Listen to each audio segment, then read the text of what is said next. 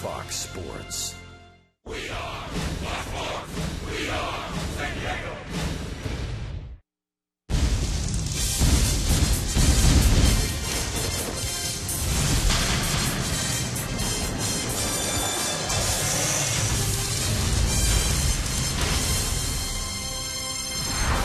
'81st and final game of the Padres home season. 23-year-old rookie outfielder Reimer Liriano continues his audition for 2015, and the Padres, 47-33 here, seek a 48th win. At Petco, it would be a record for their home field. As we welcome you to beautiful Petco Park, downtown San Diego, the final game of this series and the season.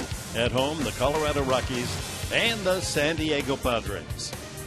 Mark Grant, Ken Berg, we're pleased you're with us. Padres aren't done with the year. 4 left up in San Francisco. We'll get to that later.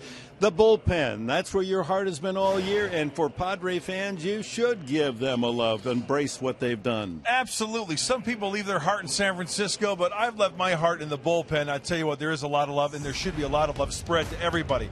Go all the way down from Dale Thayer, Nick Vincent, Joaquin Benoit, Kevin Quackenbush, every one of these guys, and the guys that have been called up and pitching well also, R.J. Alvarez, possibly the future, Frank Garces. But what does this bullpen possess? They fire strikes. And look at these rankings. This is not National League. This is Major League Baseball. Second ERA, second with opponent's batting average. And you know what? When Houston Street was here, he had 24 saves. Benoit took over 9 saves. Quackenbush, he has 6 saves. But those would be the first guys to say, you know what, the guys who come into the 6th and 7th and 8th, sometimes that's where the save is. And they save the hide of the San Diego Padres so they can get that win and hand it over to the closers. So all around, a lot of love to the bullpen for the Padres this year. But here, I think, is the real testimony when the Padres lead after 6 innings, 3 innings to go, so it's up to the bullpen. They're 58-1. 58-1. That is amazing. It's incredible. And you know what? These guys have been under pressure. 1-run leads, 5-run leads.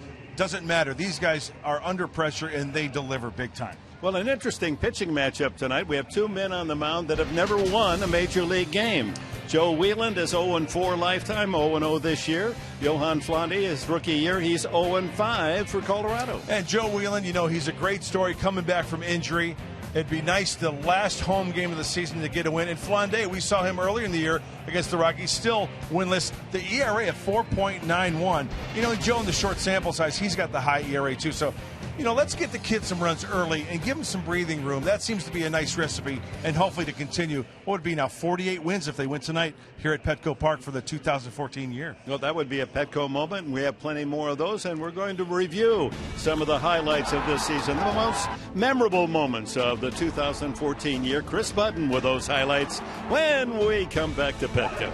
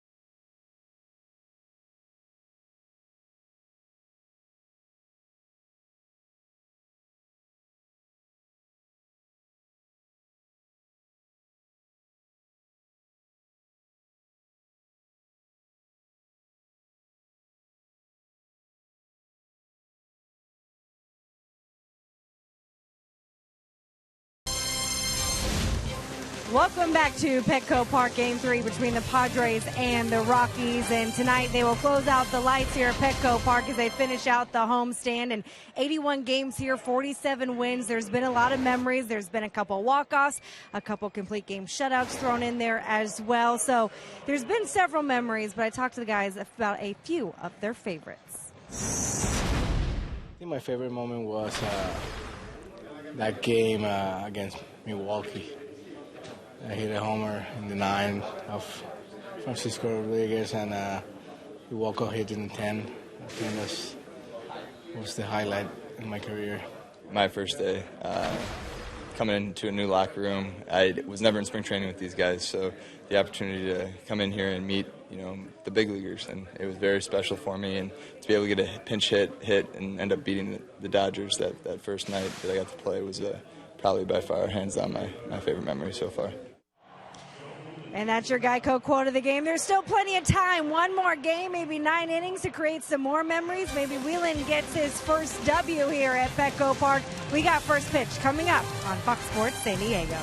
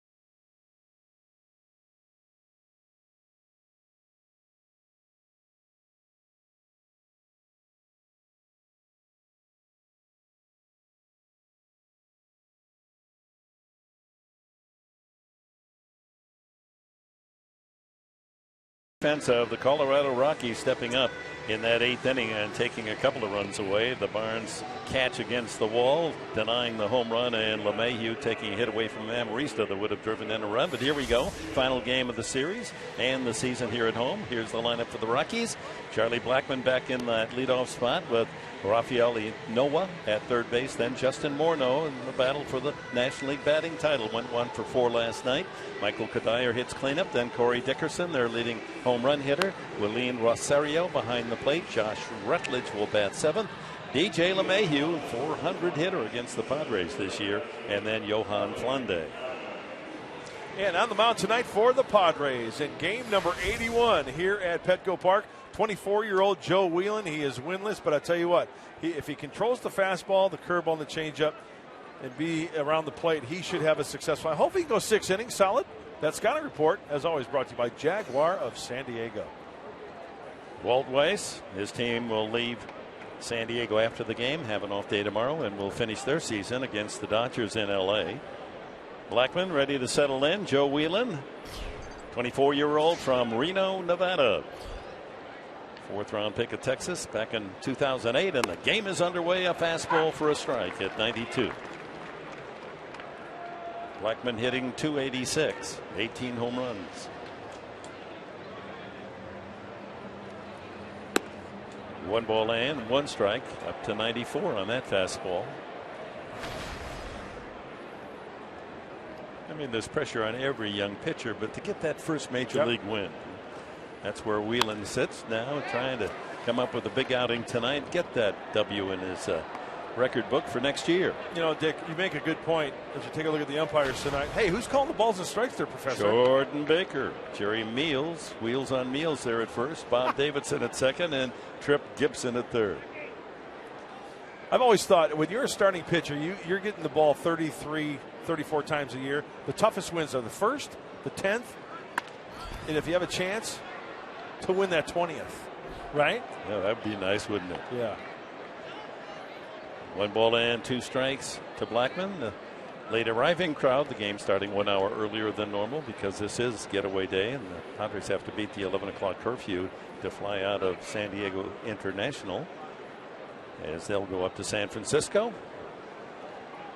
1-2.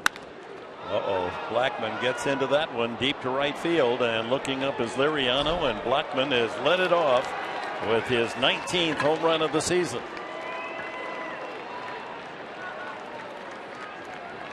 Third home run off Whelan in his brief appearances this year. Rockies strike first. Well, it looked like it was a curveball out of the hand of Joe Whelan, and the thing was, it was a 1-2 pitch. He had Charlie Blackman. Now we know what Charlie Blackman can do. Swinging a pretty good bat right there from the left side. Front foot down, hands are back, locked, loaded, release. He got underneath that curveball. And matches the number on his back, number 19, his 19th home run. Rafael Inoa. Nolan Arenado suffering from pneumonia, mild case of pneumonia, not playing in the series, and Inoa stepped in, done a good job. Limited time here in September. He's 20 for 52, hitting .385. Dick, you know what, Buddy Black, the manager of the Padres, as we take a look at Charlie Blackman and Darren Balsley, the pitching coach, they want to see how Joe Whelan's going to react after that leadoff home run. Shut him down. As you often say, if you're going to win a game, you got to score at least one anyway, right? That's right. But the alarm goes off when Dickerson clubs that one. And just the fourth pitch of the game from Whelan. And now he's walked Inoa to bring up Justin Morneau. And the Padres defense brought to you by the Aramco Group. Same as last night. Medica, Maben, and Liriano in the outfield. Solarte, Amarista, Jerko, and Grandal around the horn on the infield, except for the catcher tonight is Adam Moore, getting his first start as a Padre. A home run and a walk, and now Morneau batting .319. 2 points ahead of Josh Harrison of Pittsburgh. Harrison at .317. We'll check how he did tonight. There's a swing and a miss at a 93-mile-an-hour fastball.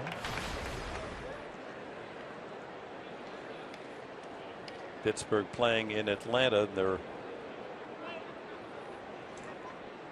Atlanta leading in that game 8-2. The fifth inning. One ball, one strike to Morneau. Well, Adam Moore, as you mentioned, Dick, putting down the signs tonight behind the plate, catching Joe Whelan. Pretty familiar with Joe. Working together in El Paso. A couple of Chihuahuas down there.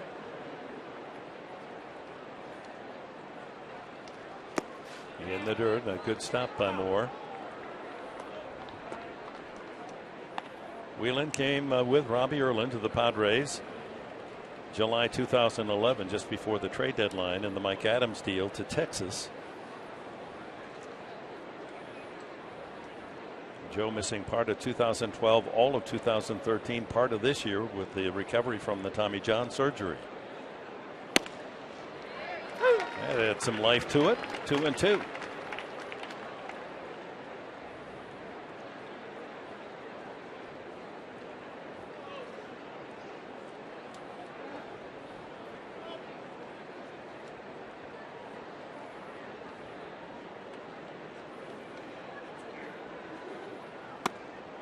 Inside, and the full count to Morneau, who is hitting .417 against the Padres.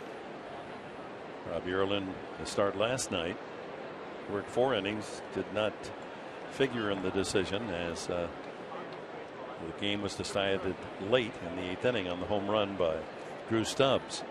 3-2 Colorado. Runner goes, ground ball to the second baseman. They do get one there, back to first, a double play. A bit risky by Jerko, but he made the quick flip to Amarista, and they were able to complete the 4-6-3 double play. That's a good play, obviously, because of the double play, but you know what? Even if the runner at second base, gets in safely, they're still going to get Morneau at first. So that's a good decision by Jed. Look at how close it is on the flip, just in time. Bob Davidson is right there to make the call on the force. That's the old 4-6-3 play. And 2 outs now to Michael Kadire. National League batting champion a year ago at .331. 35-year-old veteran, solid professional hitter. Swing and a miss. Changeup.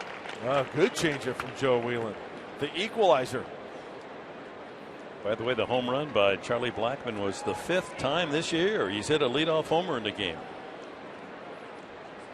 Ground ball deep into the hole at short, on the run Amarista, and that'll do it for the Rockies as Whelan pitches around the walk after the home run by Blackmon. 1-0 Colorado.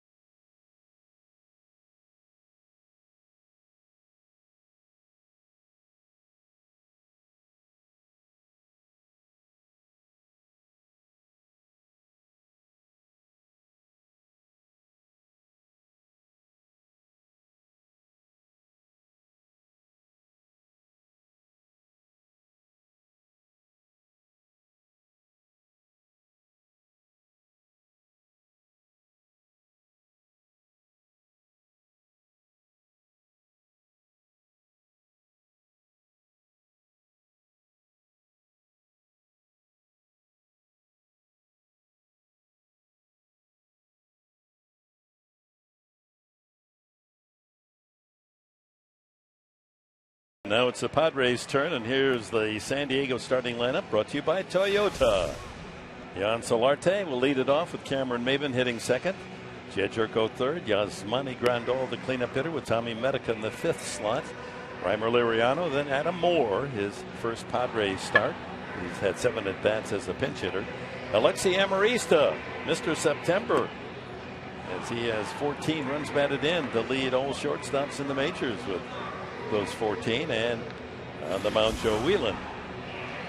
And the scouting report for left-hander Johan Flande. Fastball, changeup, slider. He's not going to top out much more than 93. He lives probably about 90, 91.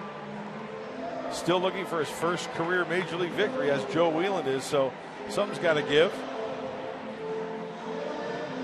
10th start for the left-hander. We saw him before. I mean, he's a classic left-hander, doesn't overpower you, has a big slider, and his record is that he's tough the first time around, but as he goes longer in the game and the hitters figure him out, he has more trouble. It's his 10th start. Solarte much stronger from the right side. And he hits that one a ton to left center field. That's going to go all the way up the gap and against the Sequence line. And Solarte cruises into second. One pitch. He's on board with a double.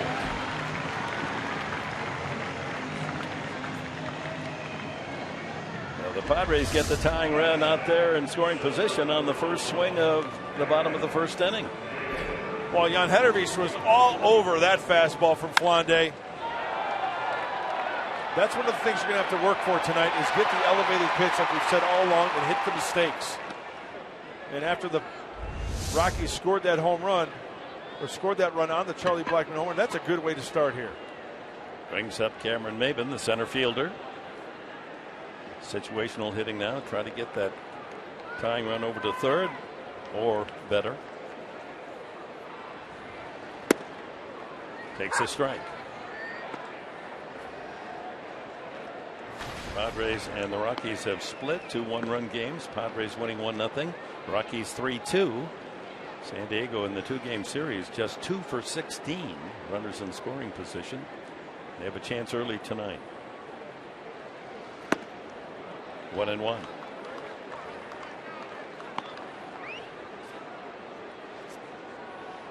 Walt Weiss's team 66 wins, 92 losses, but playing their best ball of the year. They've won 7 of their last 8.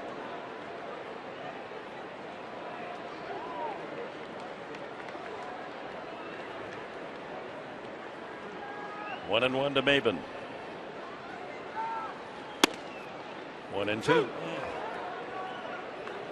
Looks like Flande is not afraid to throw that fastball into the righties. About 90 on that fastball. Jed Jerko on deck.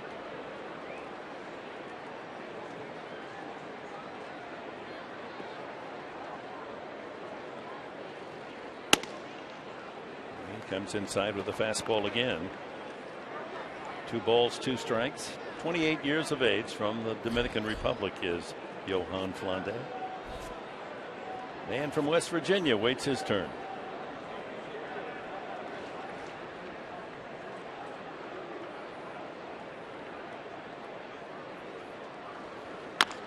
Chopped out in front of home plate, and Solarte doesn't advance to third. He stays at second, and Maybin is out.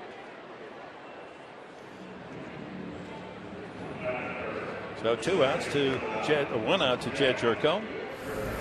As we look at the Rockies defense, Dickerson in left, Blackmon in center, Kadire in right, Enoa and Rutledge on the left side, LeMahieu and Morneau on the right side, and Rosario behind the plate for Flande. You know, looking at that last ball off the bat of Maybin, I don't know whether Solarte thought it was a foul ball. I don't know whether he thought from his vantage point he thought that was right out in front of the catcher. Who knows? But he very easily could have made it to third base. But from his vantage point, hey, I'd rather be safe than sorry, huh? He just thought he couldn't make it. Especially with a left-handed thrower. I mean, Flande had his back to the play and would have had to wheel a 360 to throw to third. So he's still at second with 1 out. Jerko leading the team in RBIs, 51.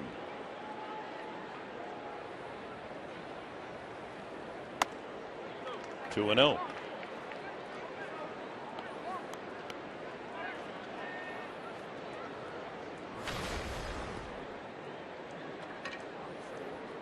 Numbers down from a year ago when he hit 23 home runs.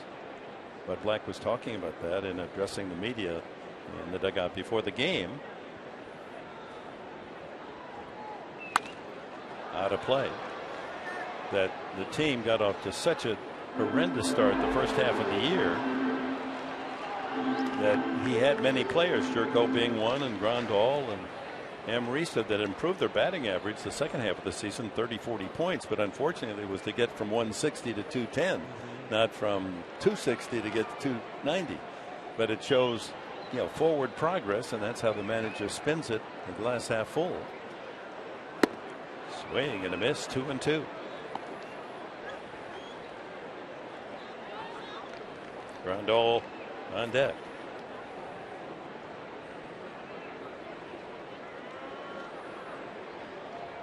There you see the difference.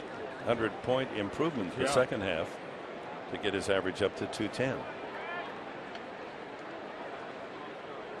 Ground ball right side, played by Morneau. 3-1 on the putout, and now Solardi's at third base for Grandal with 2 out.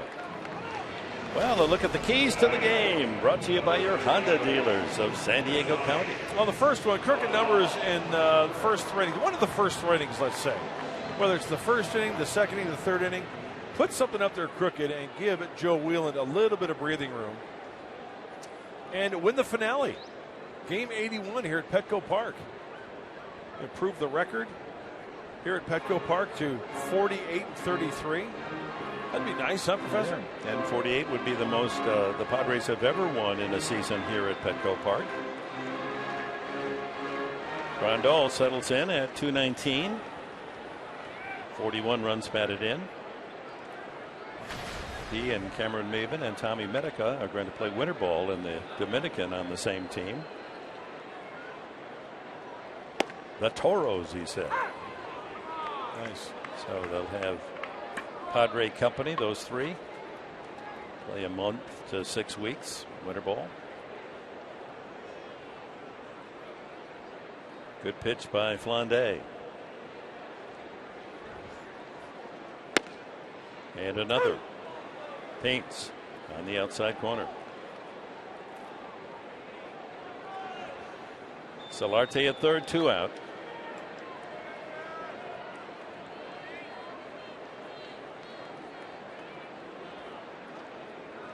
Here comes the changeup. The Flandé cambio. And foul back. Grandal. Actually, you know what? That looked at 90. I thought I saw wiggle from the catcher, Rosario. He may have shook off and went to the heater.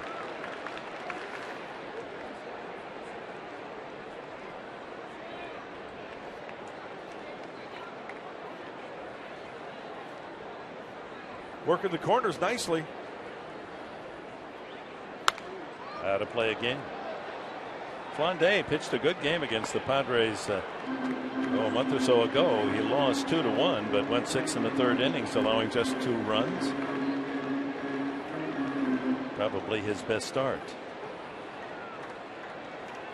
as they've advanced him out of the bullpen, seeing what he can do as a starter.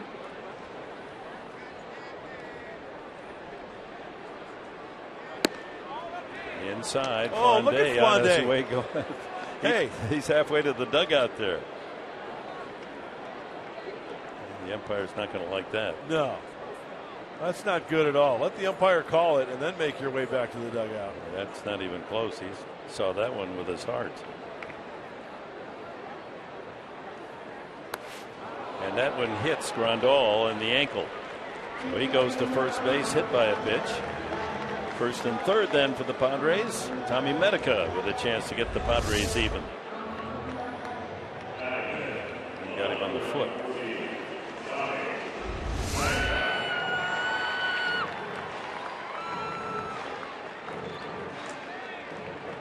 Grandal showing disgust as he was hit by that pitch. Not that he was hit so much as it took the bat away from him. He wanted to swing. Yeah, try to drive in that run. You bet.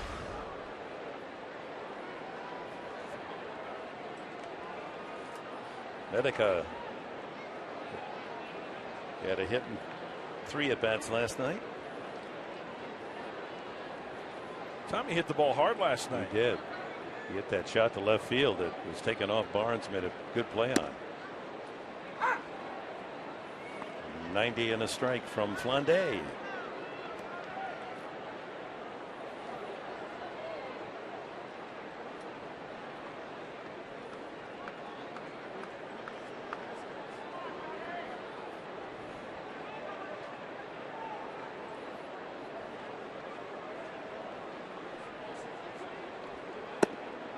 That one misses. 1-1.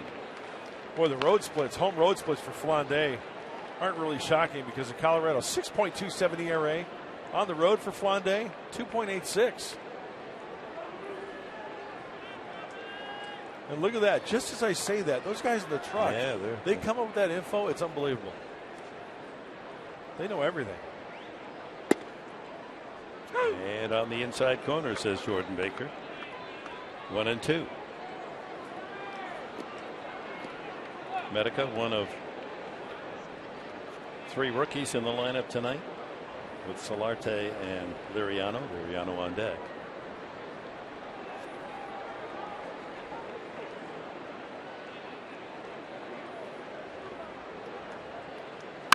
And he drills that one to left field. That's got plenty on it. Touch them all. Medica, line drive, home run into the first deck of the Western Metal Supply Company building, and the Padres take the lead 3-1. Number 9 for Medica.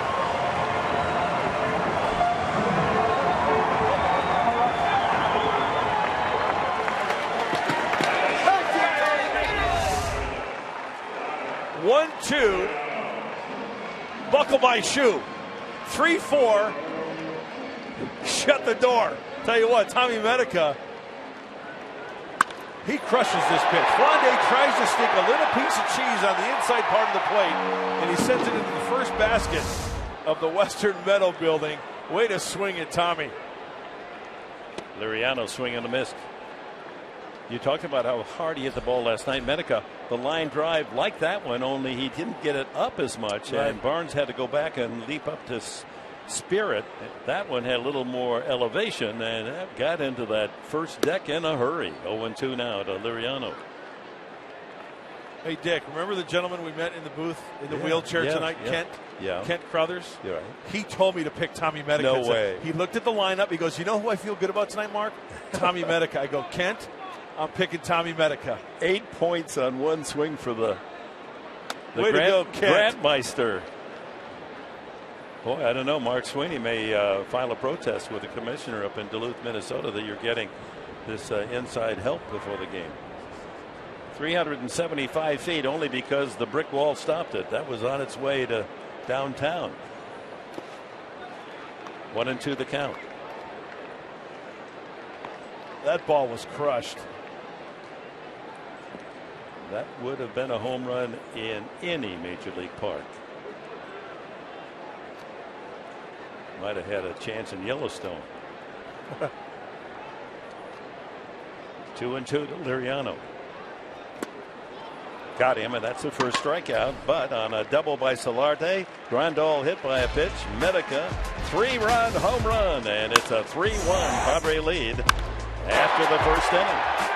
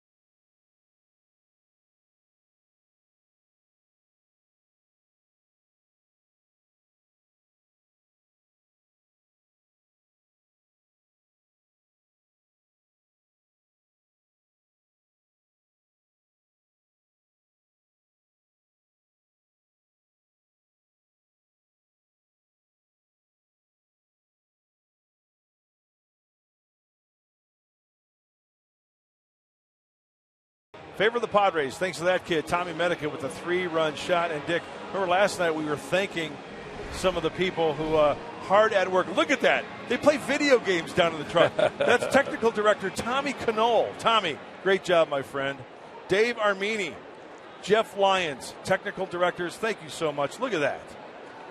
Like a casino. Hey, play some Zeppelin for me, will you? Good work, guys. It's a pleasure working with you. Great team. Folks, every one of those little buttons means something serious, and you've got to make sure that you have the dexterity to press the right one and the intelligence and skill to press the right one at the right time, because that director says take 47 minus 3 over 2 now. It's like calling a football play. I don't know how it all works, but it amazes me, the talent. So a 3-1 lead for Joe Whelan as he pitches to Corey Dickerson. A ball and a strike. Dickerson, an excellent year. Second full season in the big leagues, hitting .308. Leading the club with 24 homers. There they are. And second in RBIs with 75. Laces that one foul. Hey, there's a crooked number, Professor, in the bottom of the first, there right? You go. Sounds like you're on your way to get that high grade tonight. Oh, look at this. Huh? Oh. How cute is that? Mama's going to protect that baby. You can be sure. They still came up with a baseball. That's good.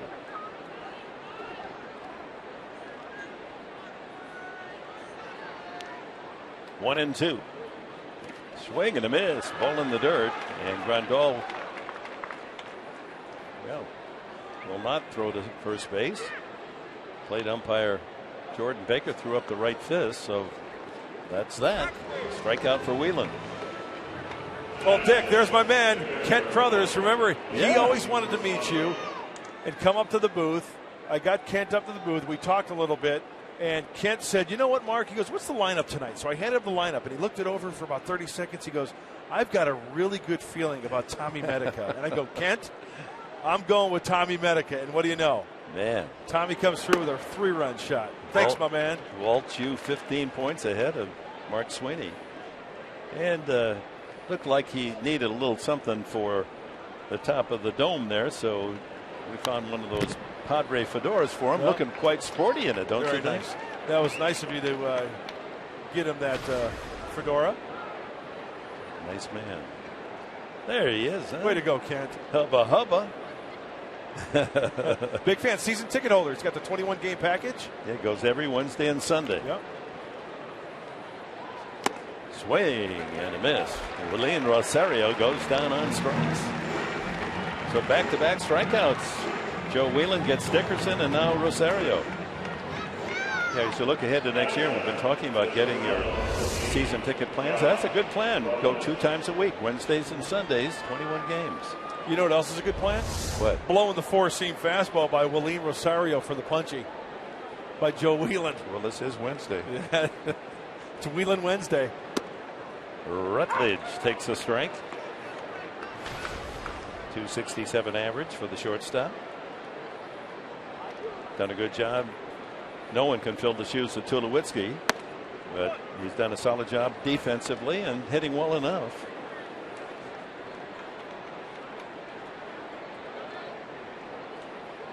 And pitching with the lead, Whelan firing away here. 2-1 the count.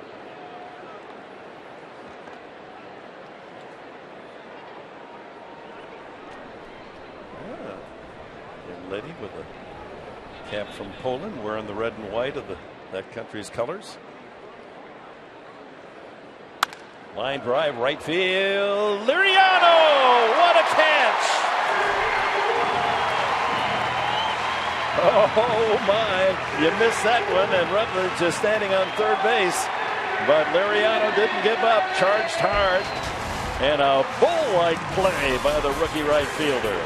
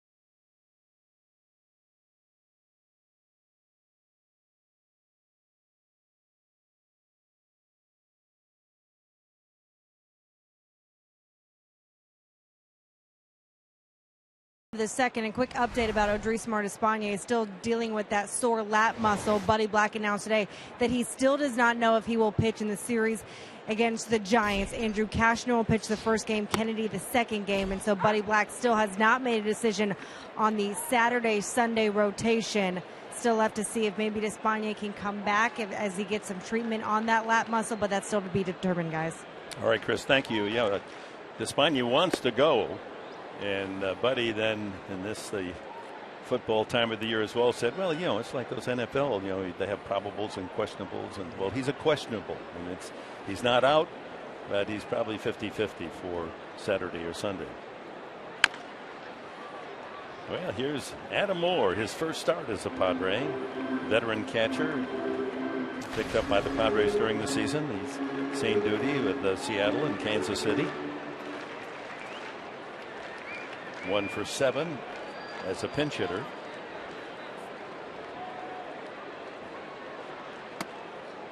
Has some power.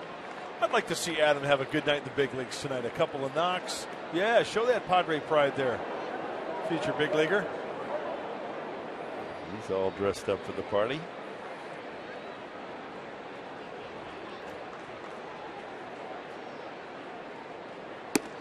Breaking ball just missed. 2-2. Padres trying to complete a very successful homestand, 7-2, including 5 in a row until last night.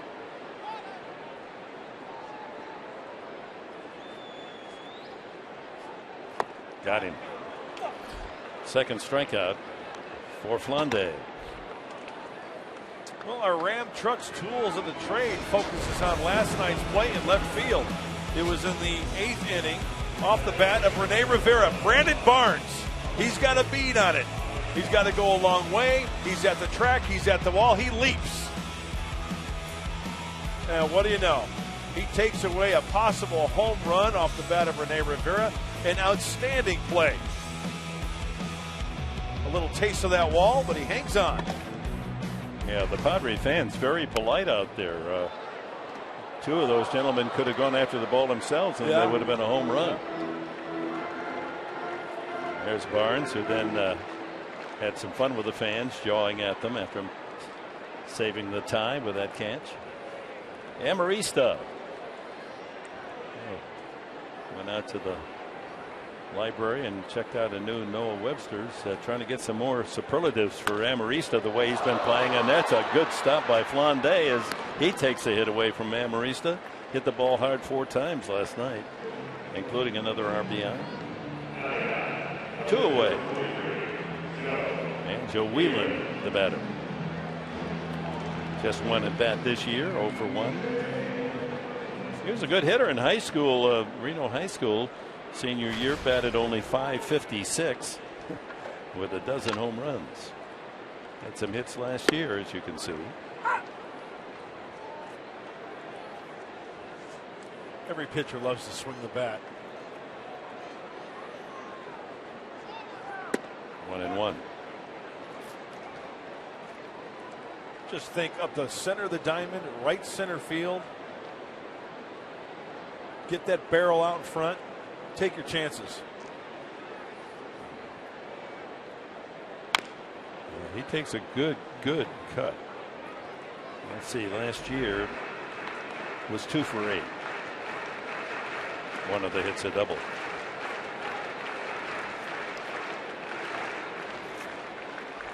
In this world of hairy players, nice to see someone so clean shaven.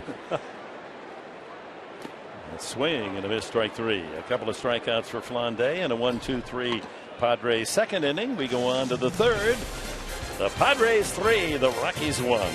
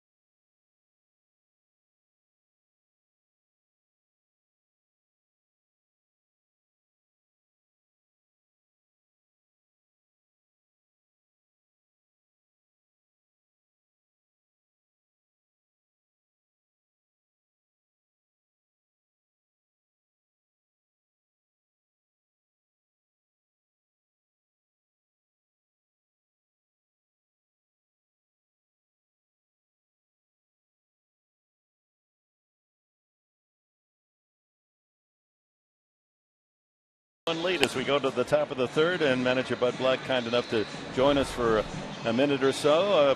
Nice swing by Tommy Mennica there, huh? Wasn't that nice, Dick? We call that in the dugout a 3-run super shot. Super shot 3-pointer. That was great. Well, he hit a ball like that last night, but it just didn't elevate it enough. You know, that left fielder made a great play on that ball. Tommy, the last number of games, last 2 or 3 games swinging much better, Dick. You know, we've talked about him being a little streaky.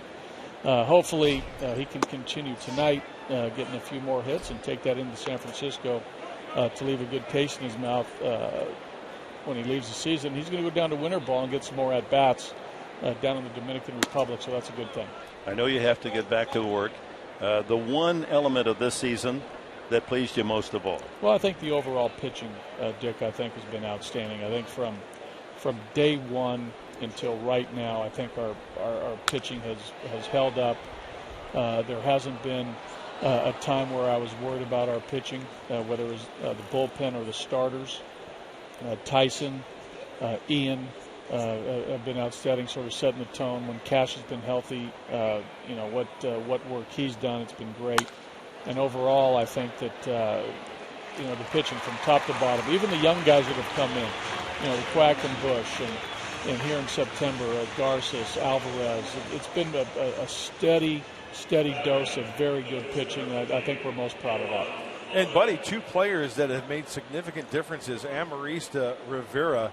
Your thoughts on those 2 guys? Because, quite frankly, they're having a great year, especially the second half of the year. Mud, good call. I think you look at those 2 fellas. We projected those guys to be, role players as the season got underway. And here's Rene turned himself into, arguably, on the defensive side, one of the best defenders in the National League, getting a lot of acclaim throughout the league from other managers and coaches about his defensive play, and he's hitting .250 and knocking in some runs. And Lexi, what a joy he's been to watch here the last 6 weeks at shortstop. And we know the value of Cabby in our league, the versatility across the diamond in the outfield. Trying to get close to .250, plays with energy, knows how to play, plays to win every night, which is a great attribute that he passes along to the other guys. So. Those 2 guys, I'm glad you mentioned. They've been really, really solid. We're going to let you go, buddy, but I'm looking for someone who can take just 10 of your games this year, losses, and make those wins. If you do that, you're in the playoffs next year. Dick, you're right. You look at that, and you look back at this season. We just offensively, we had just too many guys get off to a rough start. Those first 3 months were really rough, and usually it doesn't happen to that length. But it did this year. So again, the guys who are coming back next year, we don't know what the roster is going to look like, but there'll be a number of these players back, and hopefully next year it will be a different a different performance on the offensive side. We can't thank you enough for all you do for us, buddy. Thanks. You guys have been great. Thanks, Dick. Thanks Bud. Buddy. All right. You got it, boys. Okay, thanks. Bud Black. There's no one any better. Yeah, one comforting part about looking ahead to 2015 is we know we're going to have the best manager in baseball in that dugout. Dick, I know you and I were down there in his office. There's nothing better than when Buddy's door is open and he just welcomes us in, and we just sit down and no agenda, and we just talk ball. Yeah. We just talk about players. We talk about some strategy. Hey, Buddy, why did you do that certain thing in that certain situation? Because I want to learn. I mean, I'm learning everything every day from Dave Roberts, from Darren Balsley to Buddy Black in certain situations. Oh, okay. Now I understand. Yeah.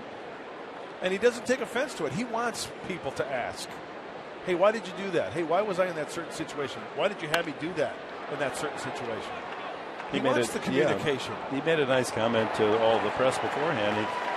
Saying that he understands that when things are rough, there are things written and things that are said on radio and television that aren't necessarily complimentary. But he says, hey, you got to call it the way you see it. He said, I get it. That's your job. Mm-hmm. And we just hope next year it'll be more of the positive. And, of course, we're all trying to pull the rope in that direction. Blackman, a soft liner. Solarde has to play it in foul territory. Blackman homered into the right field bleachers his first time up. A leadoff home run, 5th time this year he's accomplished that feat.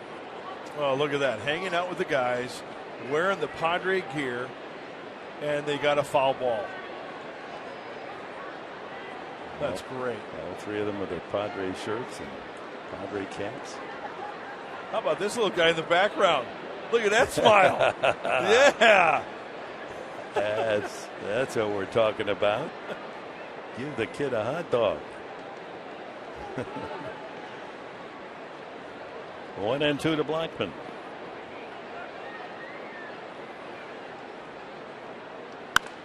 Another foul. You know, Dick, we've hopefully this is an 8.5 inning game. That would mean the Padres win, right? Right.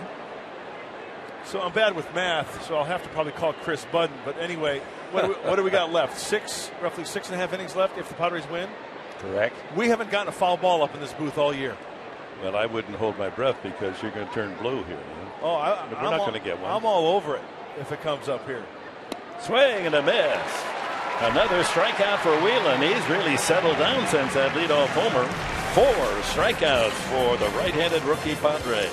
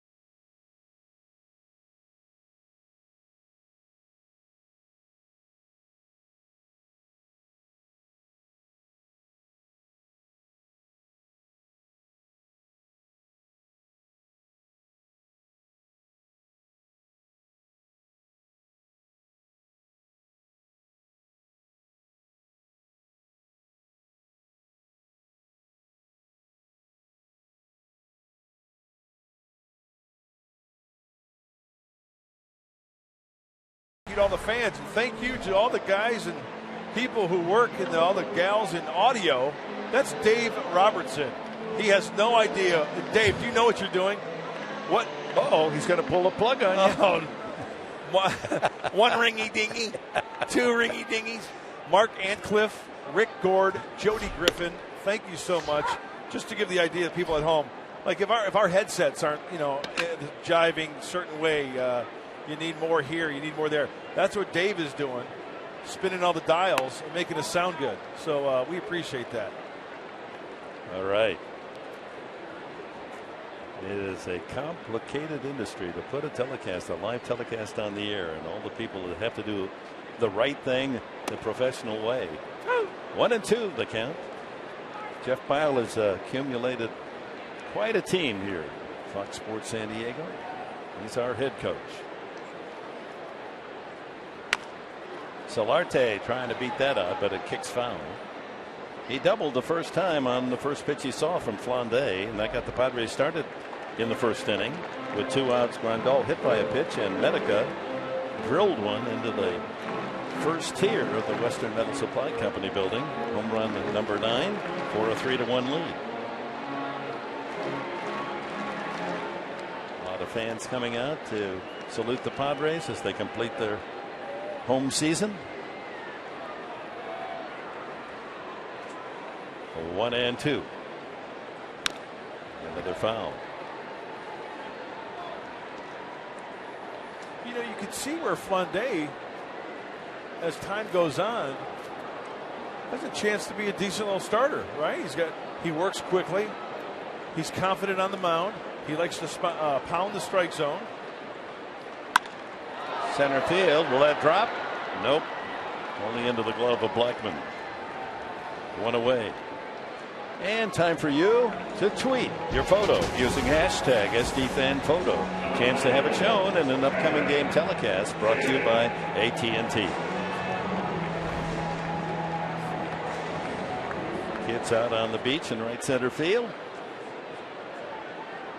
Panning for gold.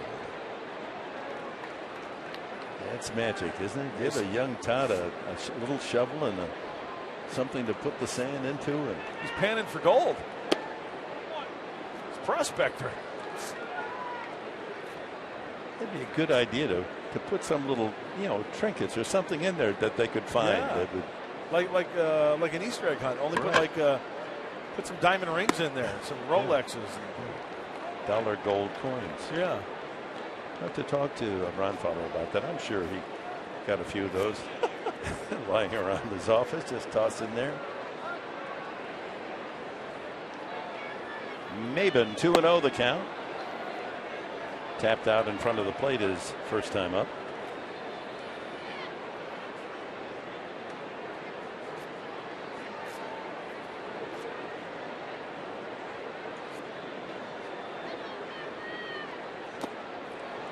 Two and two.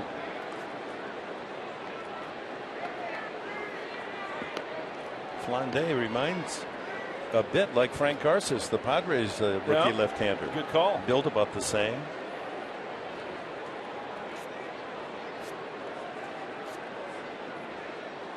Ground ball swept to short. Rutledge across to Morneau, and just in time. Very close. Two away. Hey, that's giving him 90 feet right there for Cameron Maben. Putting pressure on the defense.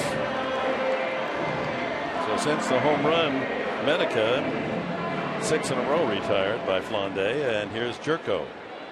Grounded to first his initial at bat. 26th birthday yesterday. And Jake Gobert down in that dugout of the Padres is 27 tonight. Hoping to get in the ball game later. There's Jake. It's a great pumpkin. Said he already got his birthday gift, a shaving kit. It's kind, where you got the brush and you make your own foam and with the real sharp razor. I always get one of those at Christmas. I've never used it. Really? I like the one you push the button and that foam stuff comes out. Takes me back to go back to the barber shop when my dad used to take me to the barber shop. Yeah, that's the kind he got. Yeah. 0-2. They get that leather strap with the single blade. Yeah. I don't think going up and down that thing. Did you ever get a shave like that? I did. I have. One time. Somewhat just putting your neck back and closing your eyes, and the guy's right got out of Goodfellas. And then that's what I'm thinking. It's right a mafia movie just waiting to happen, isn't it? You hear the bell ring when the door that's opens. Enough. 1-2. Low. 2 balls and 2 strikes. Well, you're sitting back and you got the hot towel and you got your eyes, and then all you hear, the door opens and you hear footsteps, and then you got to check the door. You're bad. That's why I like that. They come in these cans, you push the top, and this foam stuff comes out. It's hot. Yeah. No. I'm talking about it. You go to the store and you can have it right there at home. Haven't you seen these things? They're like a canister. Oh, I see where you're going. You push on the top, and then the foam comes out the little thing, and then you put it on yourself. Yeah. It's quite an invention. There's no danger that way. You just have your own little razor. Well, there could be some danger. Whoever's working that razor. Well, me. Remember when you couldn't wait to shave? 2-2. Fouled at the plate. And your dad would say, "Oh yeah, you'll be sorry someday that you wanted to start shaving early." Like Trussell, our madman statistician, he never has learned that. Does he ever shave? I don't think so. The angry statistician, no chance. English teachers want to do that sort of thing. Ground ball deep to third. Enoa, the long throw is there in time. And the Padres are gone in the last of the third. It's 3-1 San Diego.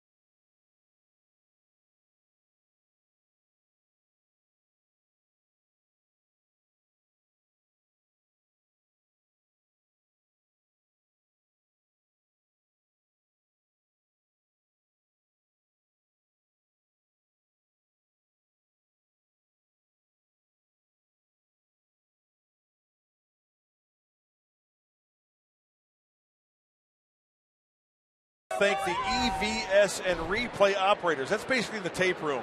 Yeah, they're playing Donkey Kong.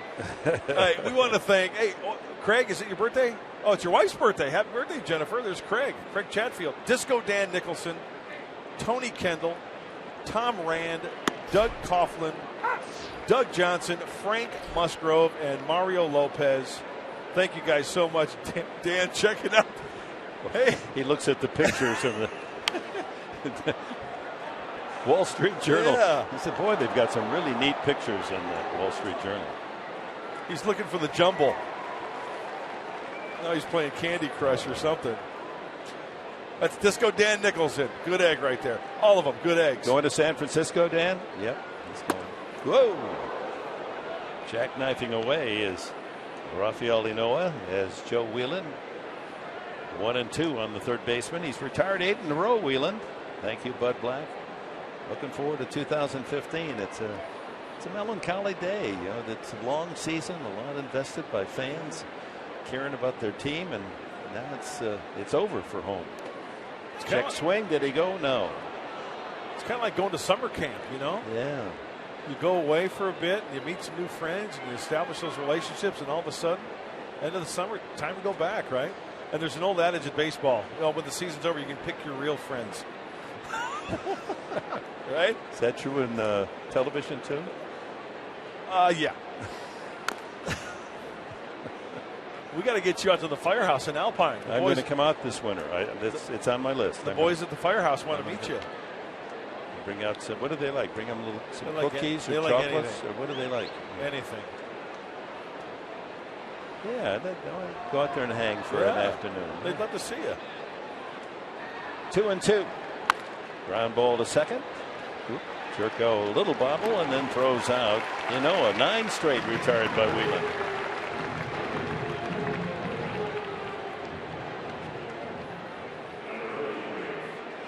Brings up Justin Morneau.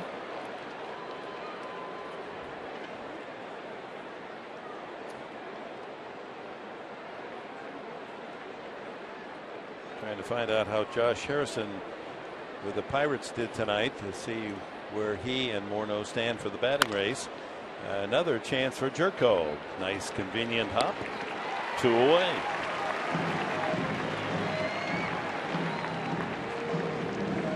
Michael Kadire, the cleanup hitter, next.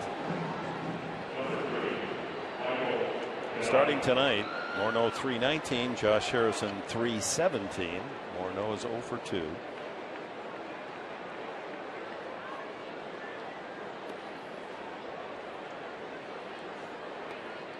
Oh boy, Seattle lost another 1-0 to Toronto tonight. And the Mariners' hopes are fleeting. Line drive, base hit on one hop to Medica off the bat of Kadire. Second hit tonight for the visitors from Denver.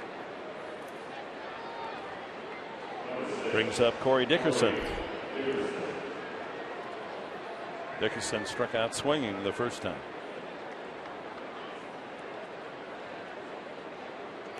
Harrison went 0 for 4 tonight, so he's hitting .315. Morneau 0 for 2, so he's probably down to .318. 4 games to go. 3 games actually for Colorado left.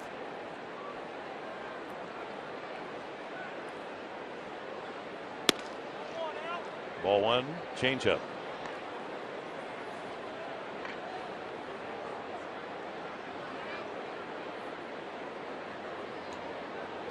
He leads the Rockies 24 homers. Establishing himself as a man they can count on as they look to the future. And he drills it to right field. One hop to Liriano. 2 ropes off the bats of Kadire and Dickerson. Tying run on with 2 outs to Rosario. Catch too much of the plate on contact. Looked like it maybe even was a changeup when you look at that swing, because Dickerson kind of caught it out in front a little bit.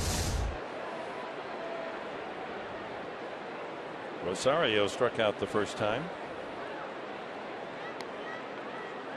Against the Padres, 39 games, 34 runs batted in, 9 home runs.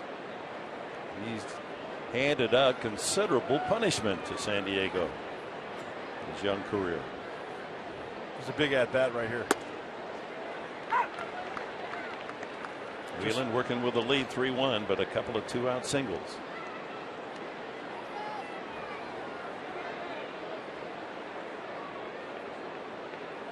Rutledge on deck.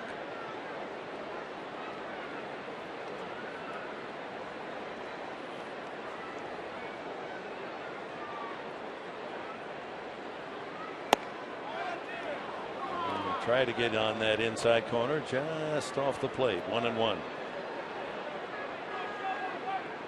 Joe Whelan seeking his first major league win.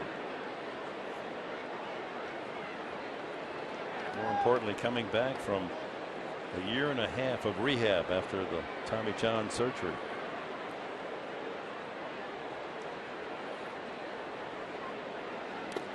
In the dirt, good stop. Nice play by Moore. Very nice, Adam Moore. Like a cat moving to his right, staying square to the infield. That ball hits the chest protector, comes out right in front of him. At a little bit of an angle, that ball's going to scoot off towards the Padres on deck circle. Kadire at second, Dickerson the tying run at first base. 2 outs.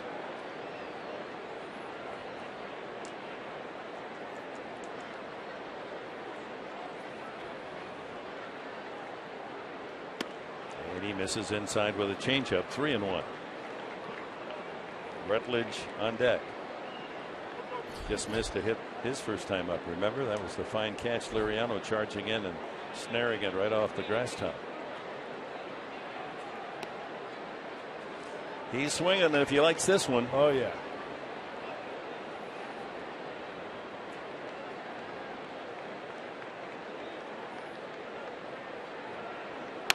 Ground ball to third. Go right to the bag. Solardi, and he gets the unassisted put out there. Couple of singles, no damage done. It's 3-1 Padres.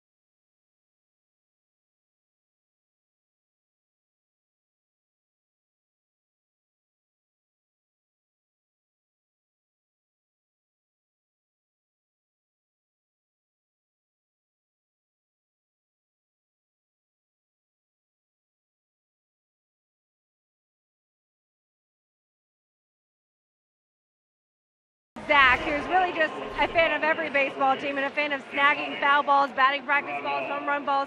How many in your career have you collected? 7,792.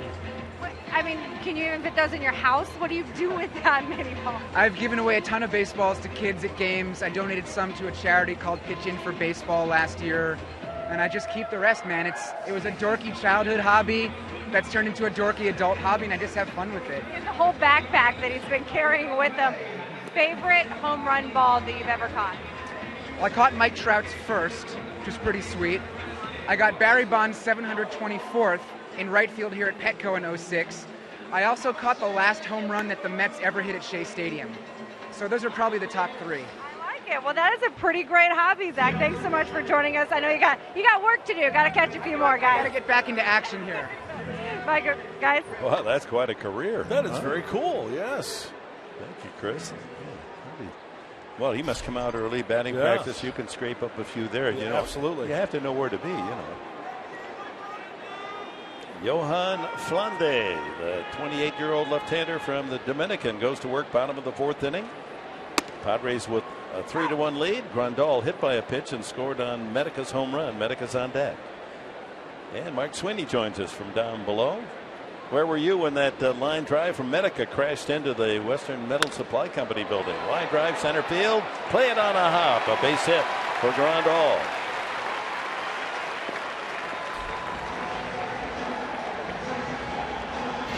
Well, here's the home run. Mark Sweeney, where were you when that one landed? Well, you got to love watching Mark Grant get all excited about this line drive to left. That's a big home run for Tommy Medica / Mark Grant. Well, he picks up 8 points on that, and I don't know whether you want to submit a protest up in our national Pick the Stick headquarters in Duluth, Minnesota, that he actually got help, outside information and help on that pick. Well, some of us in Pick the Stick need help. I don't want to name any names, Mike Pomeranz and Mark Grant, but that's all right. Hey, whatever it takes. You can't believe how happy Mark Grant is. I haven't seen him this joyous all season. There's my man, Kent, who told me to pick Tommy Medica tonight. Well, here's Medica. No law against hitting another, is there? Well, this one's shot foul. I'm hoping for a last game comeback right now. I don't really think that it's going to be over. You never know. You never know, because Mark Grant is known for minuses, and it could happen. Hey, you know what? Honestly, I want to go down to the last game of the season when we're like tied. Better watch out, Chris Button. That's a swinging bunt foul. She's telling me that if the Padres, her pick has 3 grand slams tonight and then picks the right one for 3 or 4 tomorrow. You got 4 games up there in San Francisco, right? She's got it all figured out that if she gets a grand slam every at bat from her pick, she'll be Sunday, in 4th place. She'll pass me. That's right. She got the joke.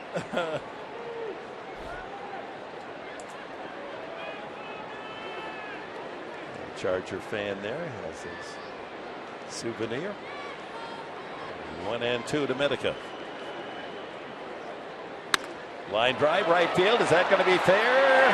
No, just foul. Just foul. Padres running it out. But first base umpire Jerry Meals made it very clear he was right on it. Bud Black's going to go out and double check here. Oh, that's a fair ball. Landed right on right the on the line. Yeah. That's a fair ball. And they could call that a double because that's what it would have been, 2nd and 3rd. Jose Valentin, number 17, saying, come on, Bud, get out here. That ball's fair. And they're going to go back to New York and replay it. So this could be 2nd and 3rd. And Medica with 2 more points for Mark Grant. And you know what? Now, is this one of those situations where they will look at where Yasmani Grandal, because they could possibly score him, correct? I don't think they do that. Because it's not a ground rule double. No, it isn't. But I think that probably that would be a bit excessive on Really? their part. Okay. But we'll see, you know. Yeah. Hey, they may be celebrating the end of the home season like some of the folks we know around here. You know, guys, obviously the angle's not very good down here, but you could see almost a chalk come up on right field, even from watching the ball go down the line. No question, something pops up, and sometimes it hits just foul and still kicks up a little chalk, but that sure looked fair to me. I'll tell you what, that one angle looked like the ball hit directly in the middle of the line. Padres hoping to get a double out of this. Here's another angle. Can you freeze it? Any way of going back and freezing at the point where it lands? Does it white ball paint the white line?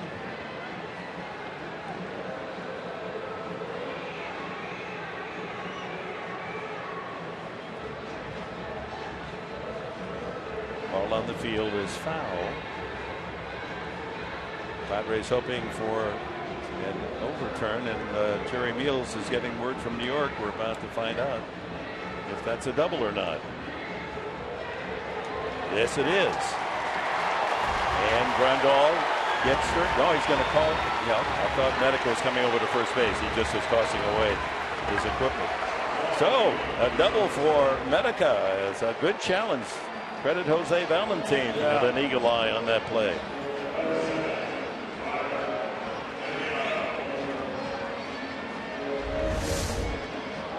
Well, this ball hits, look, it kicks up a little white.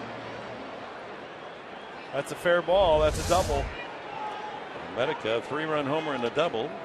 Grandal goes to third. No one out. A chance to build on the 3-1 lead here in the fourth inning. Here's Liriano. Struck out the first time. Infield playing halfway.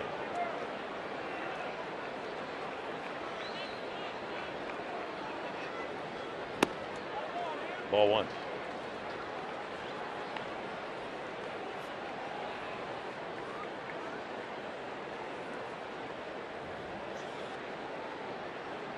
Reimer with an RBI last night.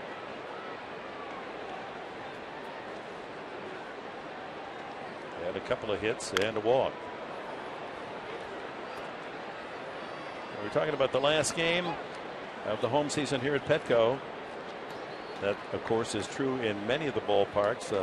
Home finale, including Wrigley Field tonight. And you know what's going to happen tomorrow. That whole renovation process begins. That's right. New scoreboard, new clubhouses, new bleachers. They're going to keep that big manual scoreboard in center field. Thank goodness. That's a landmark. Low, 2-1.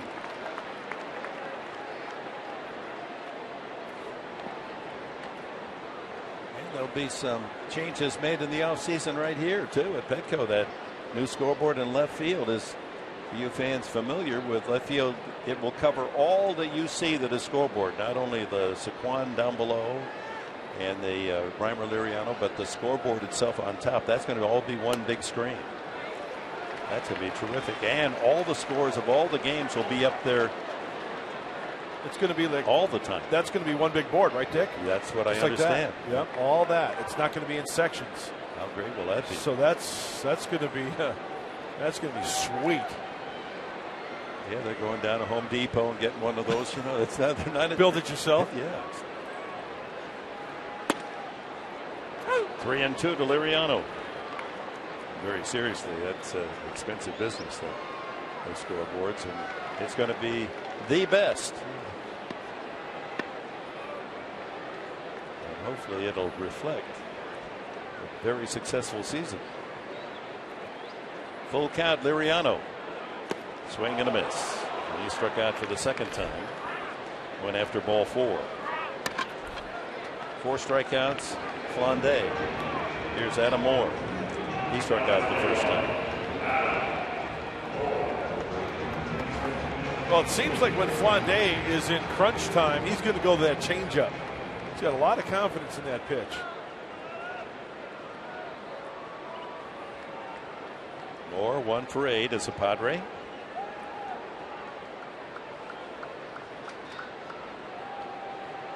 And they're going to walk him. Take their chances on Amarista. That's a bit of a surprise. Amarista is a hot hitter. He's got 14 RBIs in the month of September alone. Yeah, guys just looked at Amarista when they decided to walk him. He looked into the dugout, started nodding his head with a big smile on his face. He knows how confident he is as a hitter going up to this situation. That's great. I love to hear that. No shortstop in the major leagues has as many RBIs as Amarista in this month. And since July, the little super ninja is hitting .297. They play the percentages lefty against lefty. See how it works out. Amarista, with the bases loaded, is a .315 hitter.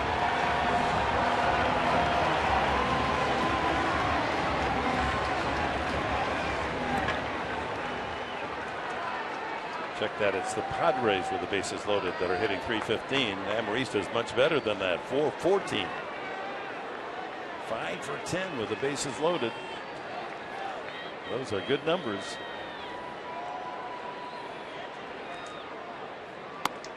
Up and in, ball 1.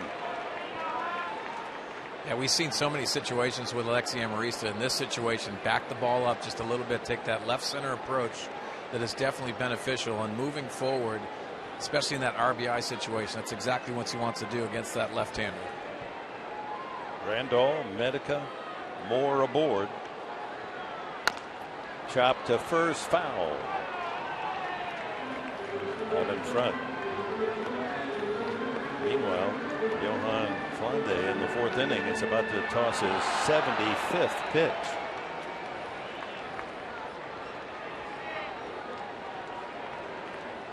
And Tony Gwynn fan comes up with the baseball, and a young Gwynn fan's going to get it. 1 ball, 1 strike to Amarista. That's in there. Breaking ball, 1-2.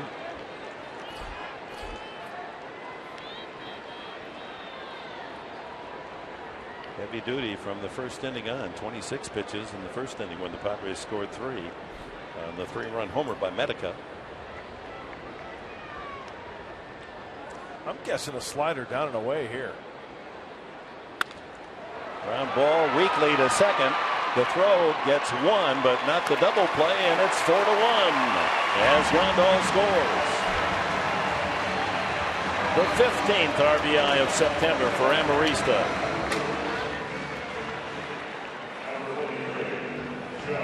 Wasn't hit hard enough to turn 2. Well, he fought off a fastball in. Flande went hard, finished off hard to Amarista.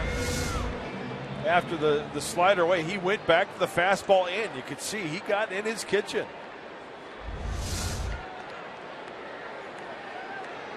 Brings up Whelan, struck out his first at bat. 1st and 3rd.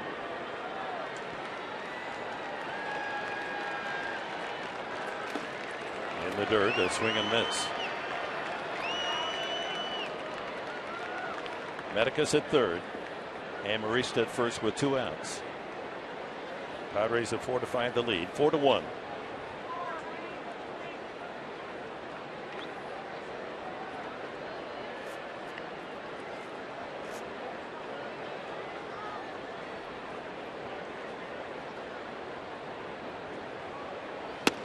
One and one.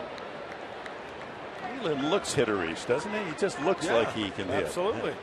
Like you said earlier, the first at bat, he took a cut, fouled one off. He had a very good looking swing. He even plays the part of a hitter. Like you said, before he gets in the box, the way he sets himself up in the box.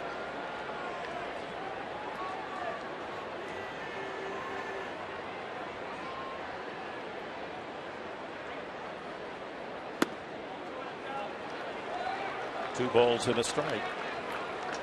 Turning the lineup over here, the Padres. Solarte, the leadoff man on deck.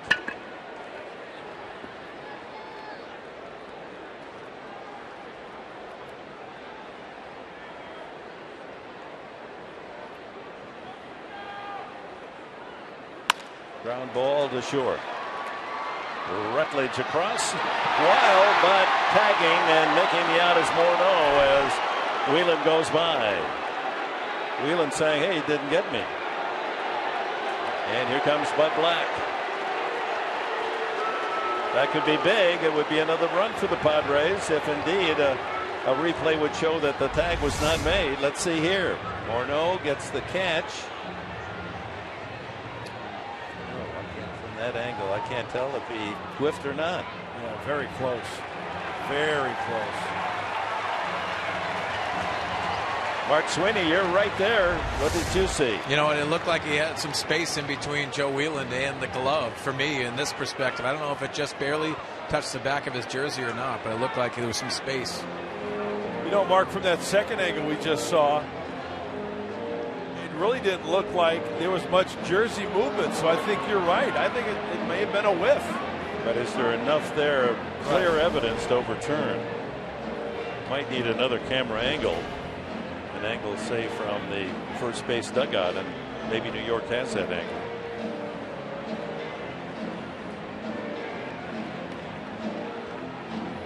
Boy, it's close, but I don't see the jersey moving. You know, guys, from the first base umpire's perspective, you can't really see that tag on the back of his back.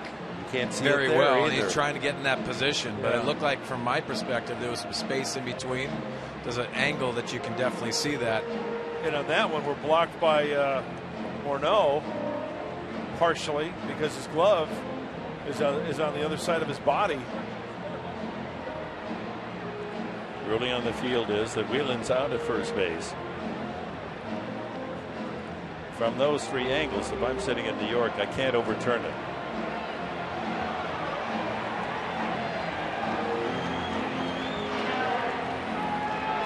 It's a tough one.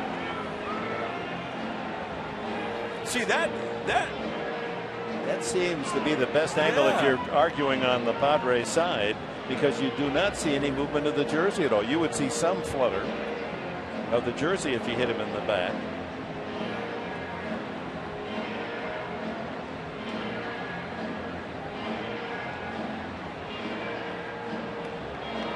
He's out. Just not enough evidence to overturn. He may not have been tagged, but there just wasn't the clear evidence to make the overturn.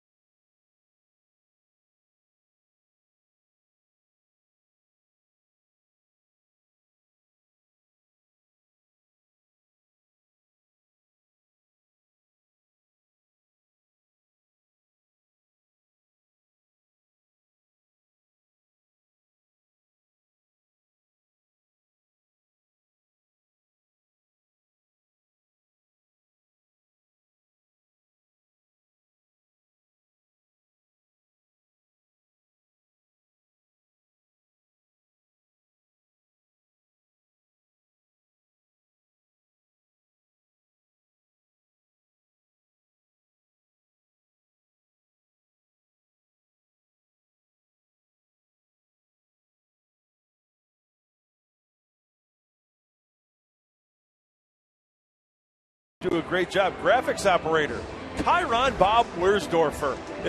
He's got the gloves. Yeah, you can get those models at online. Bob will autograph them for you. Well, he uses those when he slides. Yeah, too. exactly. Melinda Gray, Gina Nardoni, and Sean Lyon. There's Sean right there. Showboating everybody. there, Sean. Come on, get back to work. Adam on the Fox box. And it's his birthday today. Happy birthday, Adam. Top of the fifth, 4-1 Padres. Josh Rutledge, DJ LeMahieu in the pitcher's spot for the Rockies. Rutledge lined out to right. This one is a two-hopper to Amarista. Squares and throws him out. So, for the people at home, when we say graphics, like when we throw something up on the screen, like Joe Whelan's line tonight, or the batting average of Alexi Amarista the last month.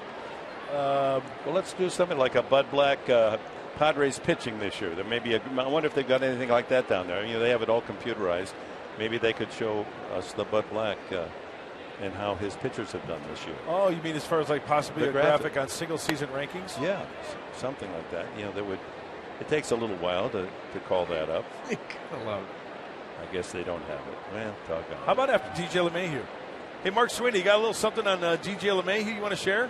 Mark, every time you see little leaguers that emulate certain players that they love and they respect, and you see with DJ LeMahieu had the success against the Padres. Well, take a look at the setup with Troy Tulowitzki. You see that leg kick in that setup. Watch DJ LeMahieu to the right. Very similar, and you could see the production that Troy Tulowitzki has done in the game. DJ LeMahieu loves his setup and approach. Fly ball slicing into right. Play for Liriano as he crosses into foul territory. 2 away. That was a remarkable resemblance of the two swings. Of course, Tulowitzki has big time power. LeMahieu doesn't, but nevertheless, LeMahieu's had a good year. 2 outs to the pitcher's spot, and we're going to have a pinch hitter. Hey, Dick, you were talking about a graphic. You want to see a graphic of Black, you said? Yeah. Look at that's a graphic. They do have it. That's true. See, that's that department. They put it together. They have not only the photo of Black, but, you know, the different colors. They have to the whole input setup. all this information, right, into the computer, all that stuff. And then I draw on it and ruin it. Kyle Parker is the pinch hitter for Flandes. So Flandes' night is over after 4 innings of pitching.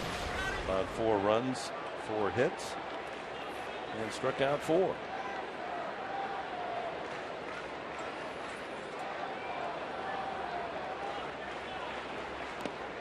In the dirt, 1-1.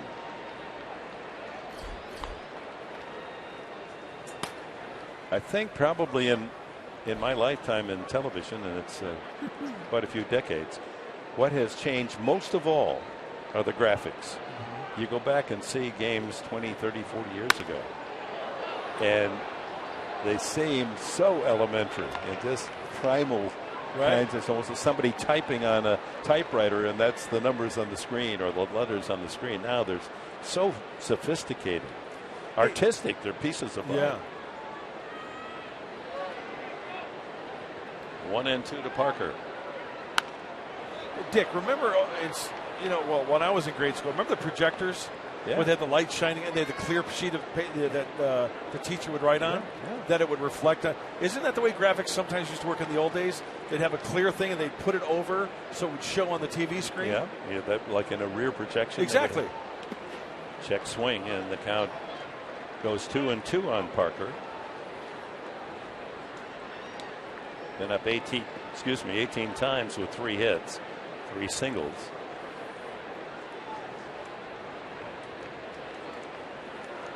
Four to 1 Padres, 2 outs here in the 5th inning. No one aboard. Whelan working on a 3-hit gem here. Gave up a leadoff home run to Blackman to open the game. Swing and a miss, and down goes Parker. A 1-2-3 frame for Whelan, so he now is the official pitcher of record.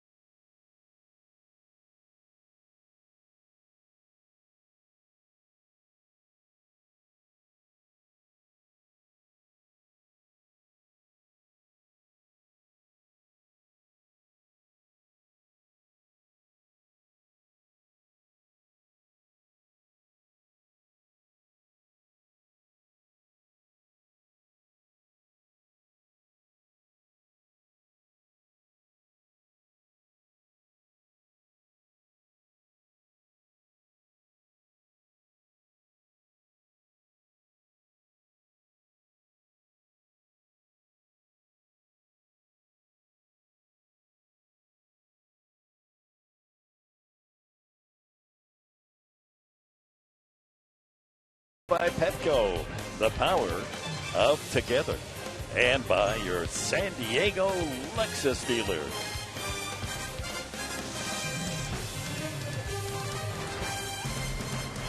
with Chris Button and the two Marks, Grant and Sweeney. Dick Enberg, we're pleased you're here, and thank you for your support, fans. Boy, that's a heavy duty work in that sign. Yes, it is. Homemade sign. I love it.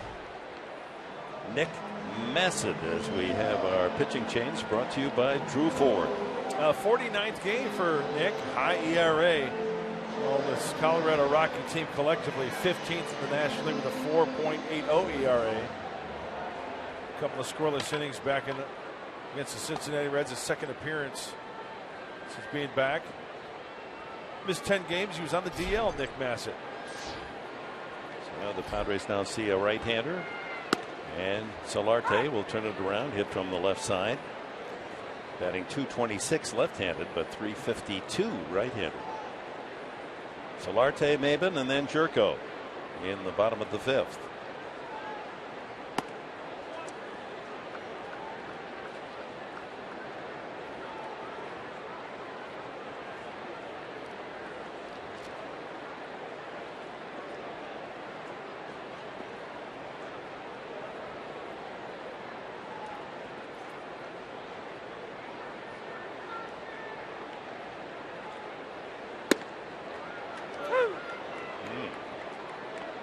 Solarte backing off the plate, but late umpire Baker throws up the right hand. 1-2 the count. 92 on the fastball from Massett. Also throws a cutter and a curveball. He can hit 95. Chopped by the mound, charged by LeMahieu, and the quick flip is in time. Well, it's time now for the Chase playoff race update. Coming down to the final few precious games, Baltimore, as of today, Detroit in the lead in the Central, the Angels in the West in the American League. And the wild card situation, Kansas City has a half-game lead on Oakland. Seattle lost again tonight, a 1-0 defeat to Toronto, and they're now 3 back, time running out on the Mariners. We'll check the National League playoff picture for you a bit later. Here's Maben. He's grounded out twice. High hopper over the third baseman's head, and Rutledge has no chance. With Maben's speed, no play.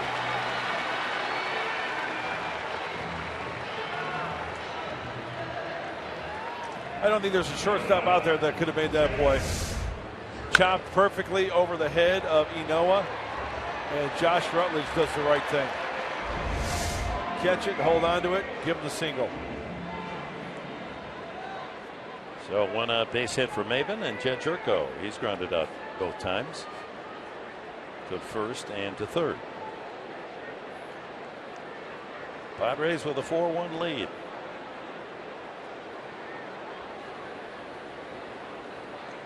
Just joining us, Charlie Blackmon, the leadoff hitter.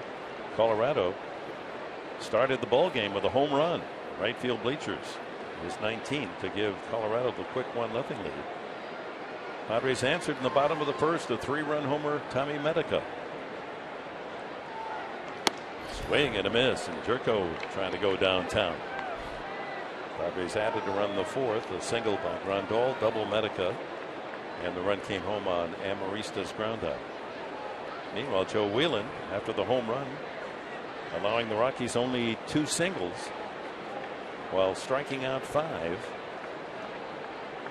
and walking only 1.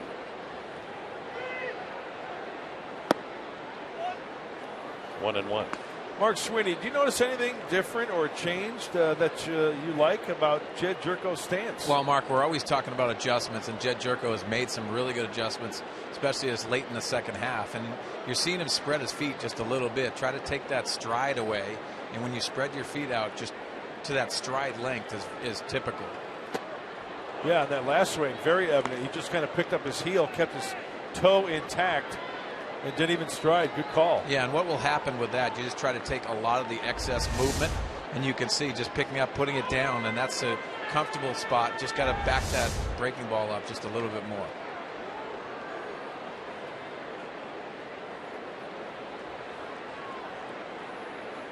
A ball, 2 strikes to Jerko.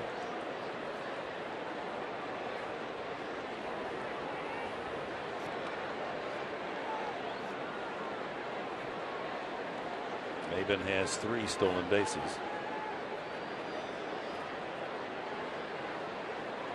Bassett keeping his eye on the Padre runner with 1 out.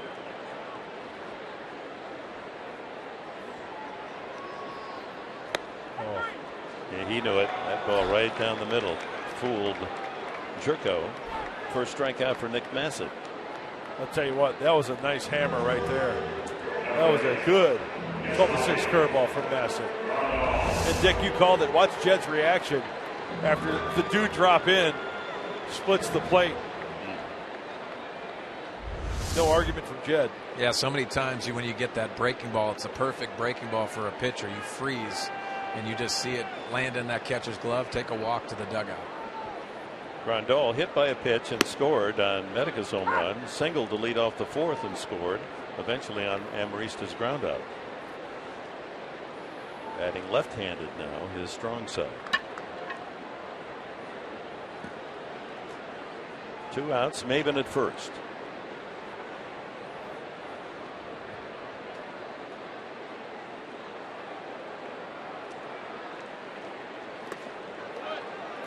Nice block by Rosario.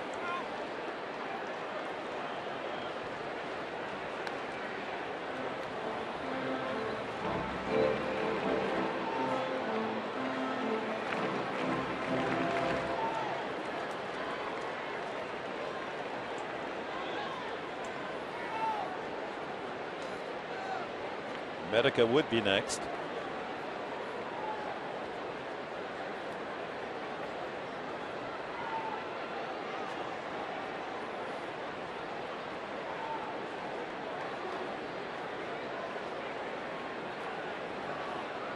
Bassett, one of the many produced by the LSU baseball program.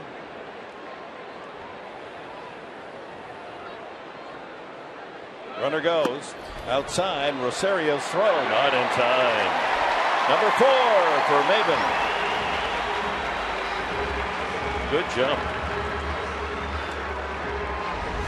Outstanding jump. High leg kick from Bassett. Good pitch for Rosario to handle, but on the third base side of shortstop and Josh Rutledge, he has to go into protection mode. 2-hand pick. By that time, Maben's already standing up and dusting off. Well, Grandal with a base hit can give the Padres a 5-1 lead. 2-1 the count.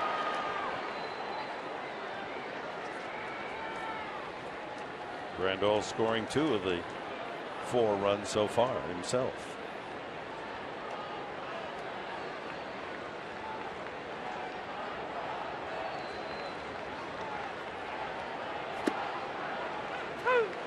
But the inside corner, 2-2.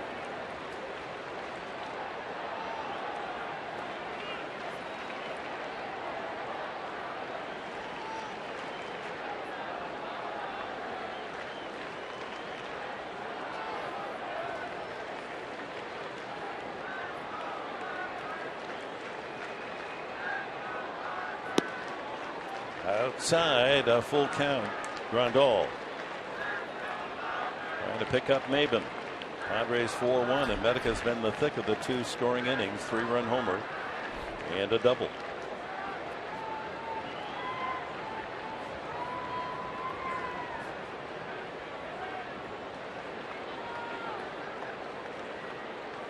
Oh, got him with that big curveball as well. So he froze Jerko and Grandal with a breaking pitch.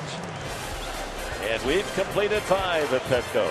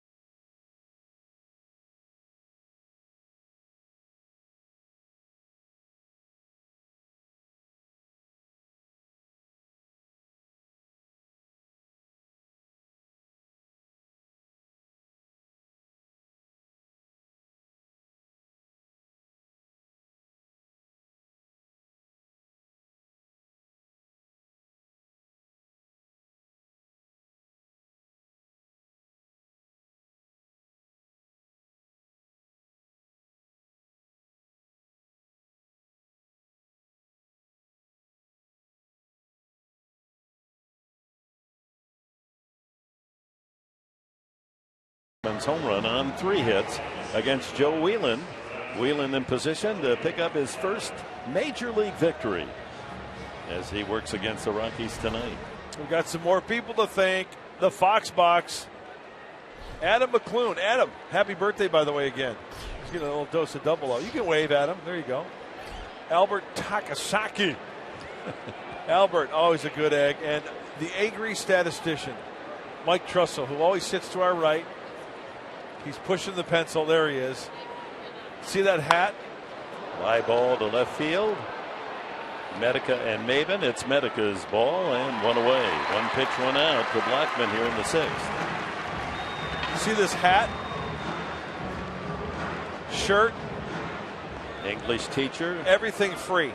And Greta's a senior now at Point Loma Nazarene. Been our intern all summer. There's Greta. She's been terrific. She's got a wonderful career here in this business. You saw Sean Lyon earlier down in the truck. He was my intern last year. He's moving up the rank. He's going to be our boss in a couple of years, the way he's going. Whelan to Inoa, who has walked and grounded out. 1-0 the count. Inoa and then Justin Morneau.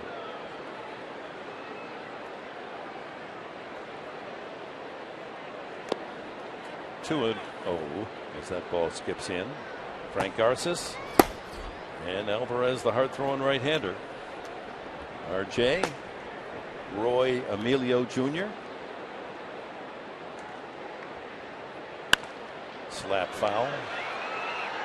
Hey, Dick, you know, I like how you try to class some people up. How about Mark Sweeney, the pocket square? You gotta love it. Oh, look at the pocket square. I tell you what, that's GQ. I mean, I know that you look at that. You fought trying to really move up to the front page. I mean, you've been happy with the feature articles in GQ. Now you're on the front page. Guys, this is all about respect. And Professor, you understand why. This was a gift from you, and thank you very much. But I promised you that I would wear it because you ended up purchasing for me. So thank you very much. It looks good. This will be maybe the last time. It looks great. It looks very James Bondish. Yeah, I just don't go the pterodactyl route where you guys throw that flower thing and what's you gotta mix it up a little bit. Yeah. We'll show you how to fluff it up. I know. I'll go to Grant for that one. Full count to Inoa. And a walk. The second from Whelan. Both times Inoa. Well, time now with Joe Whelan on the mound for the Cholula flamethrower. Young right-hander. 95 out of the hand of Joe Whelan. Mark Sweeney, what's that? That is hot sauce. Do you have any idea where I can find a fish taco? Well, follow the Cholula bottle. Oh, there you go. There they are. Can't somebody bring him it's the last night. Somebody bring him a fish taco for crying out loud. I think you just told him. Halibut fish taco, swordfish. You guys like fish tacos? Love pescado. Morneau now. Not only the game, but his own personal goal of winning the batting title in the National League. Harrison's gone hitless tonight. So has Morneau, grounding out twice. Once into a double play. Big swing and a miss. Changeup. Joe Whelan. He's got a good one. 80 pitches now for Whelan, and a man who has not really pitched deep into a game in a couple of years, so he's being watched carefully. Oh, that's a balk. Juggled the ball as he went up in the stretch, and that moves Inoa to second base. It's got to be one continuous motion right there. And you know what? That's why, Dick, I've always, it's not a problem, but when a pitcher holds the ball in his hand and moves it around like that, there's always room for error. That's why I always preferred to have the ball in my glove, no ball in hand in the stretch, and then I'd go into the glove and adjust rather than having it in my hand. You drop it right now, it's another balk. That was a nice move by Ryan Moore to go out there and say, okay, now that's all right. Don't want him then to be upset by the mental error, which a balk is in essence. And in the dirt to Morneau, 2-1. You're facing a top-notch hitter up there. You want full concentration, not worry about the fact that You've just given Ynoa second base.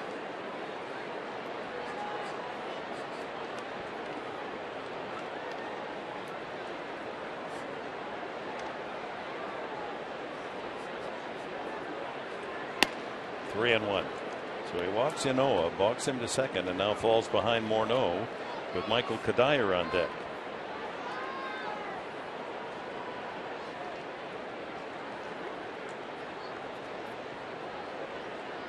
One out.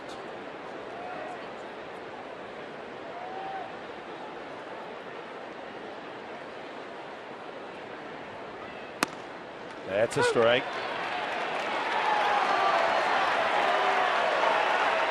Morneau dropped his bat on his way to first base, turns and stares at Jordan Baker.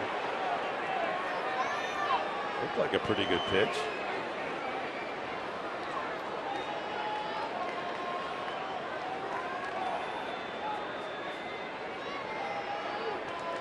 Well, it was inside. Morneau was correct in assuming that was ball 4.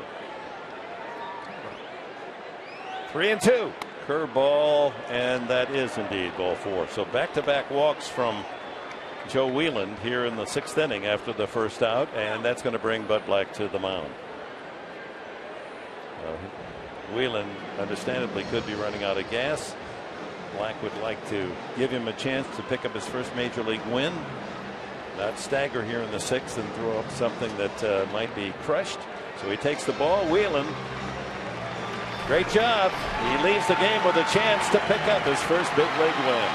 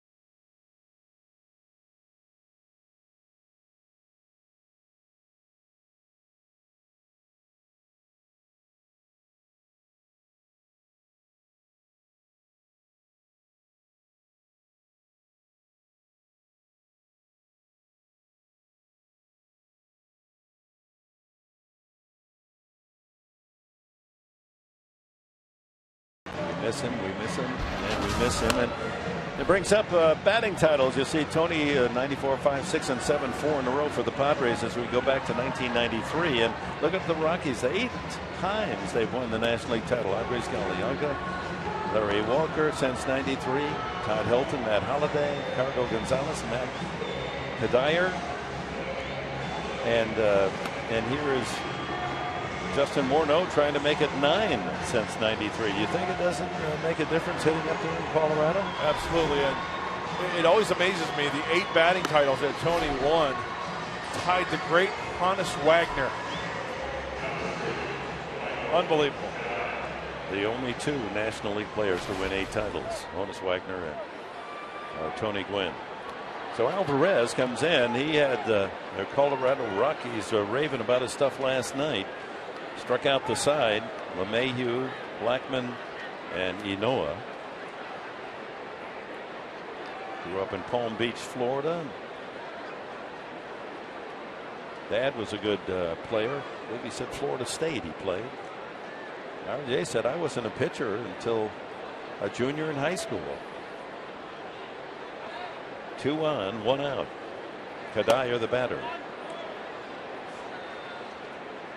So updating Josh Harrison, who wore the collar tonight, so he drops to 315. Morneau, 3-point advantage. 3 games to go. Well, Kutchen is right there. I mean, he goes 4 for 4. He could sneak by both of them.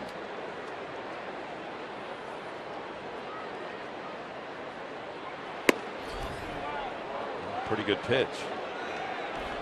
2-0.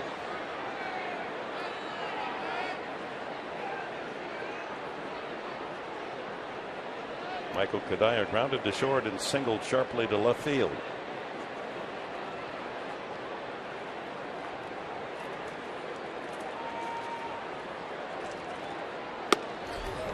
Challenged him at 96. That's gas.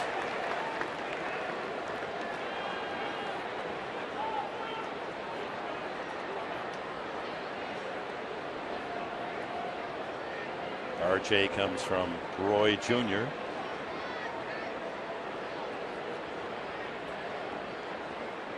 Two balls and a strike. 2 on, 1 out. And a line drive base hit. That'll get 1 run home. Cutting it off is Liriano. Moving on to third base is Ynoa. To make that Morneau. Ynoa scores. And it's 4-2. Second hit for Kadire.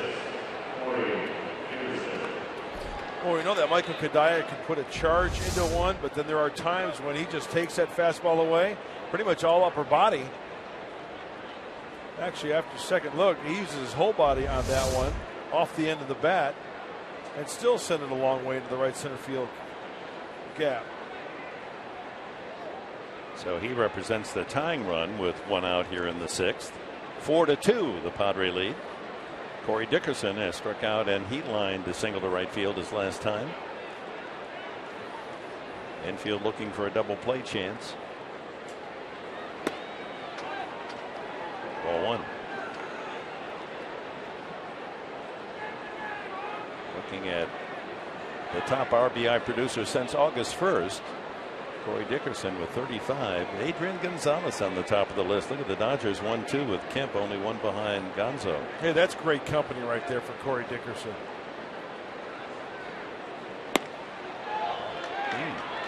Alvarez posing on the follow through, thought he had a strike, but it was off the plate. 2-0. So a couple of walks have led to trouble as Whelan leaves after walking Ynoa and Morneau. Kadire greeting Alvarez with an RBI single. And now Dickerson with a count in his favor, 2-0. It was well off the plate. And another 3-0.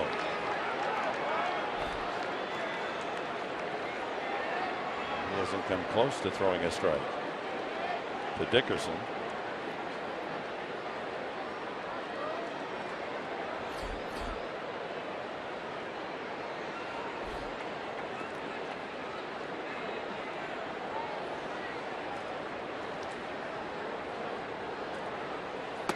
Yeah, I thought so.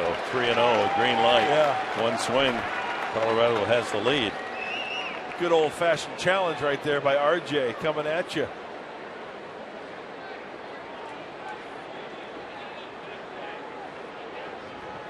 How about RJ Alvarez touching 95, 96 and the 89-mile-an-hour changeup? A solid slider as well. Yeah, Darren Balsley said he has that wipeout slider. Sometimes he tries to overthrow it, flattens out a little bit. 3-1. Strike 2. Another fastball.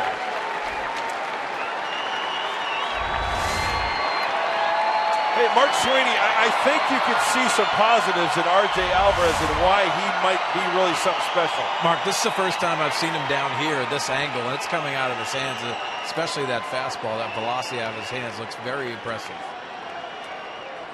So a full count now to Dickerson. 1st and 3rd, 1 out.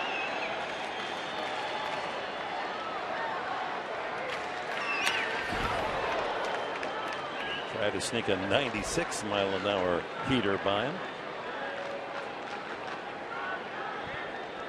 So 3 straight fastballs, rallying from a 3-0 count. Does he dare throw a slider to Dickerson? I think he's still challenging with the heater. That's just my guess. He's got such a good one. Just locate it. Line drive over the glove of Amarista into left field. That brings in Morneau, and it's a 4-3 game. Good piece of hitting by Dickerson. First and second with one out, and the Padre lead is slimmed to 4-1. Dickerson 76 run batted into the year. Check out the location out of the hand of Alvarez. It's up. He wanted it down and away. And Alexei can only get up so high to try to snag that one. Darren Balsley out to talk with young Alvarez. And you know what? Judging guys by the way that Alvarez throws, which I love. I mean, he's young. He's going to need some coaching, obviously. I can see by looking at the way he throws the ball, has a tendency to overthrow a little bit. And that's something that can be coached. Well, Mark, you also understand, too, you have to deal with adversity at this level. And I think that when you're in the minor leagues and everything is going so well for you, and then you get to the big league level and things are going well again, and you deal with adversity, those are the times that you understand. You go back to when you struggle again and how I got myself out of those situations. Here's Willeen Rosario. Doesn't get any easier. So we can close the book on Whelan. 5 1/3, 3 runs, 3 hits, 3 walks, 5 strikeouts. The 2 walks in this inning have come around to score. Now the game belongs in the hand of Alvarez. He's responsible for the 2 runners aboard, and ball 1. See, there's the slider where he tried to overthrow. Left it up and in off the plate. Just didn't get it out there enough. And we got the double barrel working. Leonel Campos and Nick Vincent. Haven't seen Campos for quite a while. Vincent has been busy of late.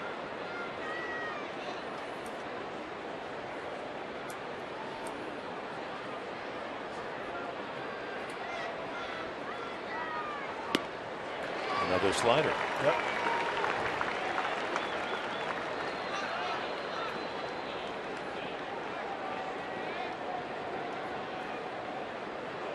Campos hasn't been in a game for a week. Last Wednesday against Philadelphia, last time we saw him. A ball and a strike. 2 runs home here in the top of the 6th for the Rockies. 2 men on, 1 out. Strike on a fastball at 95. Caught the outside corner. Rosario doesn't think so. Catchers are in a real bind when it comes to pitchers as a hitter that they don't like, because basically they got to maintain a nice relationship with that plate umpire, because they want those pitches for their own man. You have to bite your lip. 1-2 the count.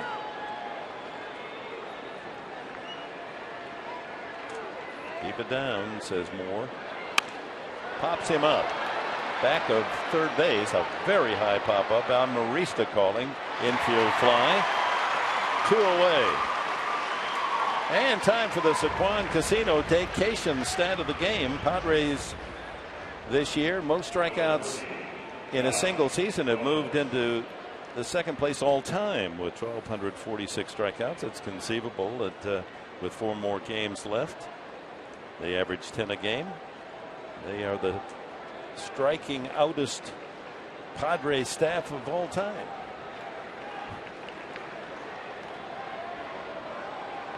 Josh Rutledge line to right, a diving catch made by Liriano, and he's grounded to short. Tying run carried by Kadire out at 2nd. Ball 1.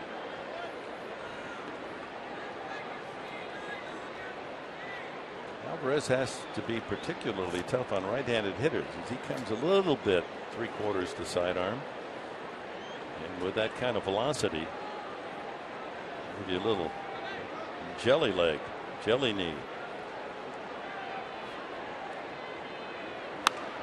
Out of play.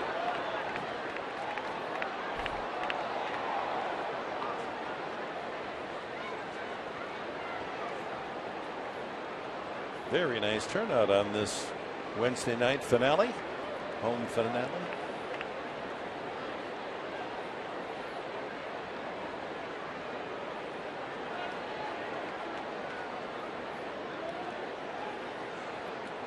1 ball, 1 strike.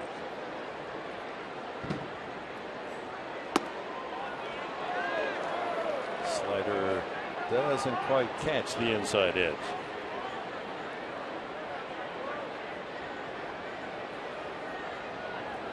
So in the inning, after Blackmon flied out, starting pitcher Whelan walked Inoa and then walked Morneau. That's when Bud Black went out, made the pitching change. Kadire and Dickerson with RBI singles to cut the lead to 4-3. And now the 2-1 pitch for Rutledge is in there at the bottom of the strike zone. Slider.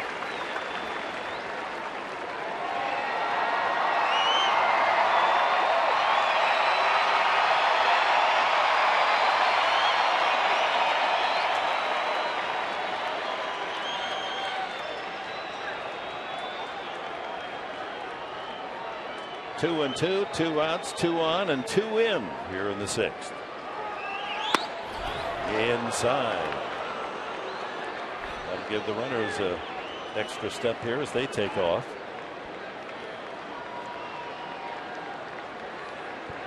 They've been playing shallow in right center.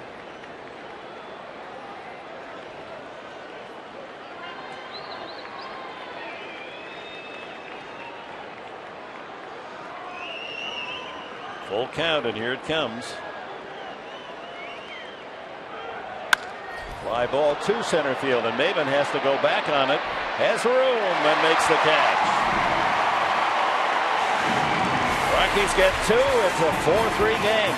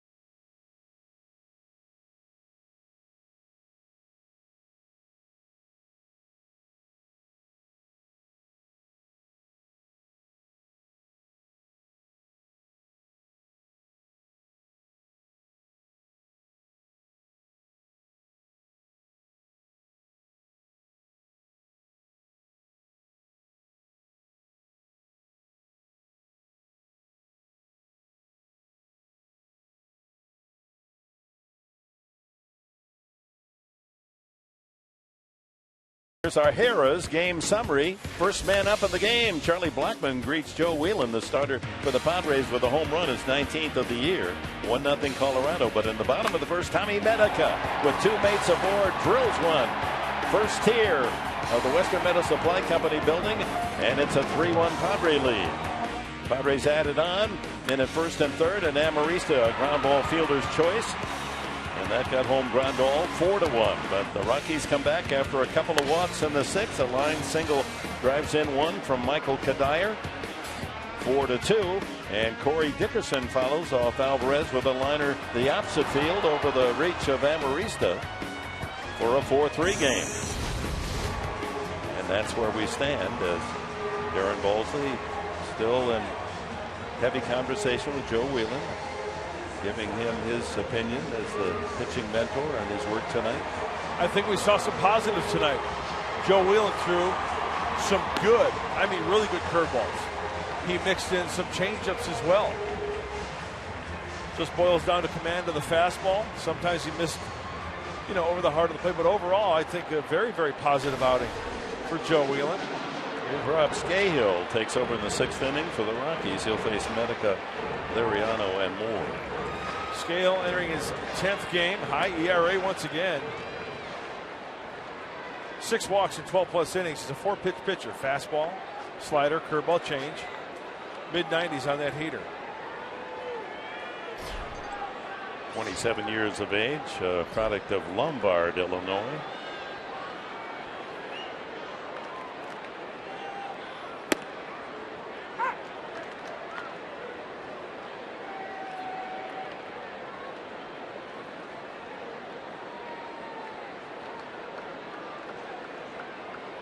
Medica, 3-run homer and a double. The double hit the right field foul line. Rolled a double on the replay challenge. So 2 at bats, 6 total bases for Medica. Driving in his 25th, 26th, and 27th run of the season with his 9th homer. 1 ball, 1 strike.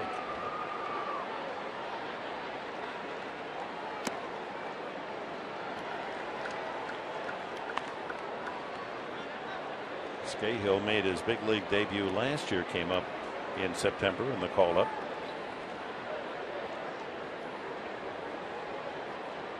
And won his first major league game a year ago. Actually made his debut in 2012. All the way to the screen.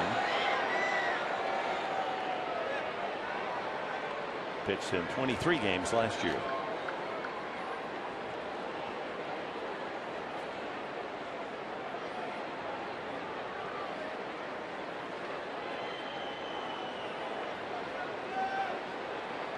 A good hitter's count right here for Tommy Medica. See if Scahill challenges him with a located fastball. High, ball 4, and he's on again. Well, we promised you, and here we go. The AT&T fan photo. Tweet your photo to hashtag SD fan photo, and you'll have a chance to be shown in an upcoming game telecast brought to you by AT&T. Oh, thank you, Tim Your Wood. biggest, smallest fan. How about that? Good for him, Tim. And you know what? I love the homemade side, Tim. Keep it up. Keep it coming. Reimer Liriano glad that Flande is out of the game. Flande struck him out both times. And he takes a strike at 93.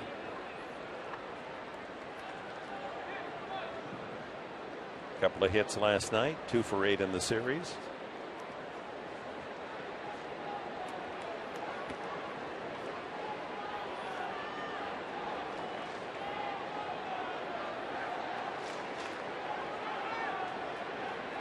Outside, Padres 3-run lead, carved to just a run lead at 4-3 with a 2-run score top half of the inning by the Rockies. So here's a chance to try to get 1 or more of those back.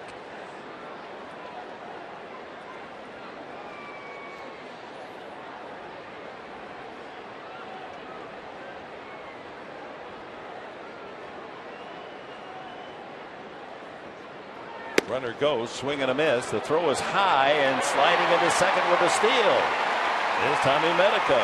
Boy, he's just racking up points tonight. 10 points on pick and stick for Tommy Medica. Well, hey, sometimes things work out for you, but Tommy Medica up to this point having a great night in the big leagues. Swinging the bat, showing off some wheels, and getting into scoring position. His 6th steal of the season, so a chance for the Padres to get at least one of those runs back. No one out. And 1 and 2 on Liriano.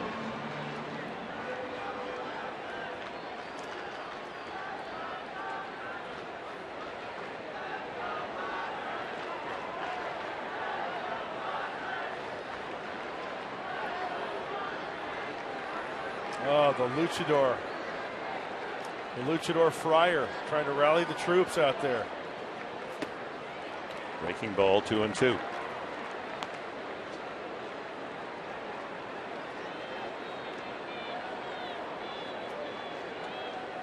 We're in the last of the 6th. The leadoff walk for Medica. He's stolen his 6th base. He's out at second base. And Liriano awaiting the 2-2 pitch from Rob Scahill. And another time, Liriano goes down on strikes. We're in the hat trick tonight.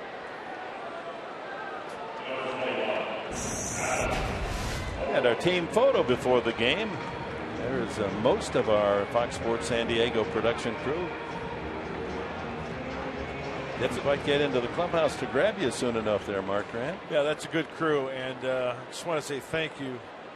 It's nice coming to the ballpark and hanging with those people, and we all appreciate all that you do to make us look good on the air. Actually, I took the photo, Dick. Oh, that's it. Yeah. Okay. Here's Adam Moore, struck out and walked intentionally.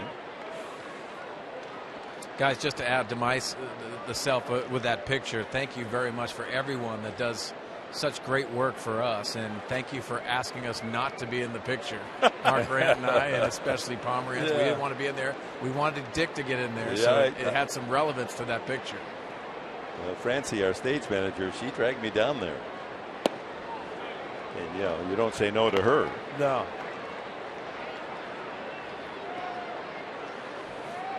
Oh, when I came out to the ballpark early today to watch some early BP, I mean before the regular BP, and was around the ballpark doing some homework. 10, you mean at 10 this morning.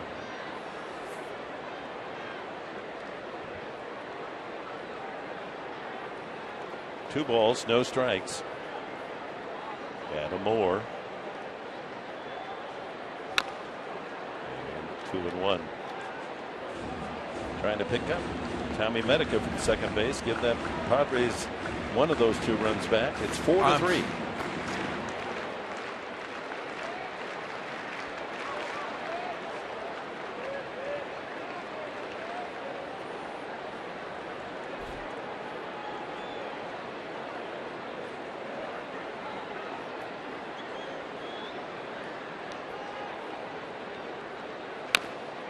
Boy, Scale's got a nice sinker, doesn't he? Yeah, he's got more smothering those last 2. On deck is Alexi Amarista.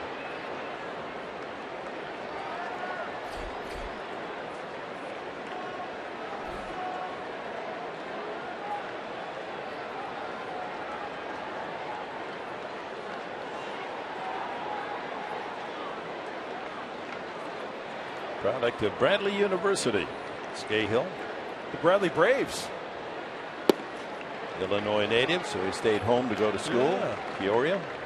Dick Versace. Remember him as the basketball coach back in the day. Whitey. Yeah. Well, they've always had an outstanding basketball program. A lot of basketball announcers out of Peoria. Full count, Ryan Moore. 1 out, runner at second for the Padres.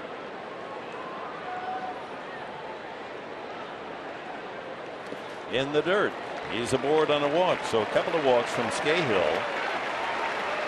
And that'll bring up Amarista with 1 out.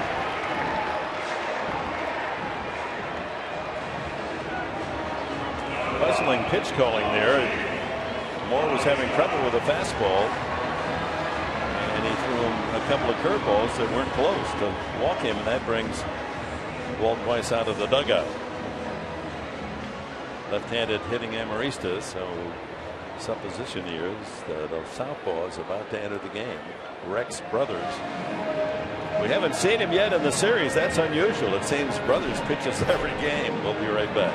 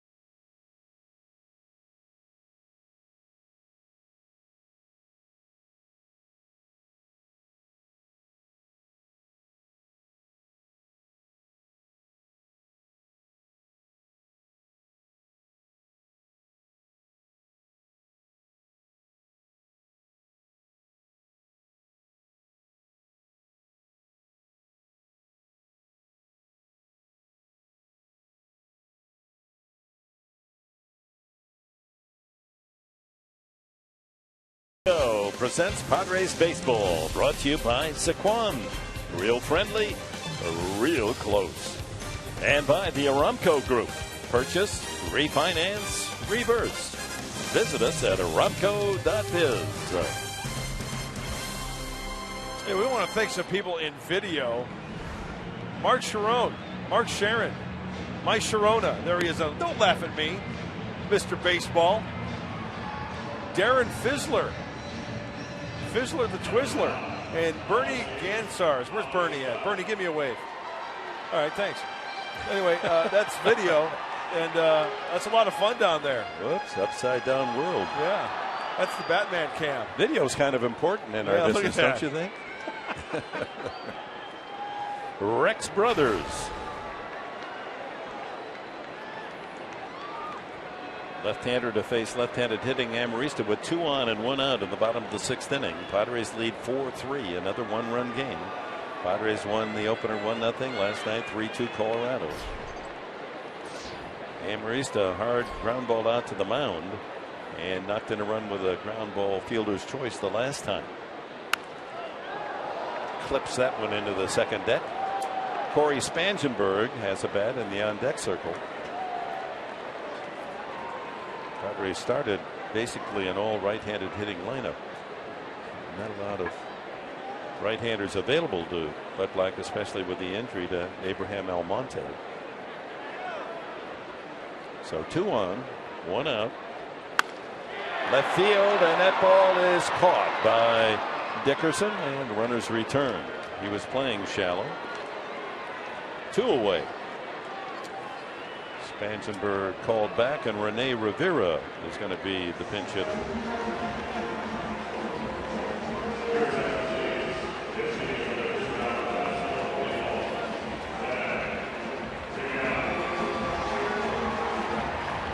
Well, with Rex Brothers out there on the hill, he's got a good arm. I mean, he can get up there in the mid-90s, maybe even higher. He did something earlier this year that's really tough to do. You've heard about the immaculate inning. That's 9 pitches, striking out the side. He did that at San Francisco June 14th. 9 pitches, all strikes, 3 strikeouts. That really is an amazingly difficult feat for a pitcher. You wouldn't think it'd be tougher than pitching a no-hitter, but it's not even close. Only the 74th time that it happened in Major League Baseball history. First time for the Rocks. 74th in Major League Baseball history. Here's Rivera. 2 on, 2 out. In the dirt. How many times did you have an immaculate? I don't ever think I had a 1-2-3 inning. Oh, that's right. Well, that would, you got to count those too. That's tough, though. Think about it. Yeah. You get 2 strikes, a foul ball, it's done. Yeah. Right? Or like here, drops one in the dirt. So much for that opportunity here. Not that he has a full inning. There's already 2 outs. Rivera waits. Outside, 2-0. He's got the count in his favor. Connecticut second, Moore at first. Well, tomorrow night we open a 4-game series in San Francisco, and Andrew Kachner will be on the mound against Yusmeiro Petit of the Giants. Hope you'll be with us. 6:30 our TV time. Misses again, 3-0. There's the right-hander wearing 34 on his back. The ball doesn't look that big when you're facing him. Great shot, though. Huh? Yeah.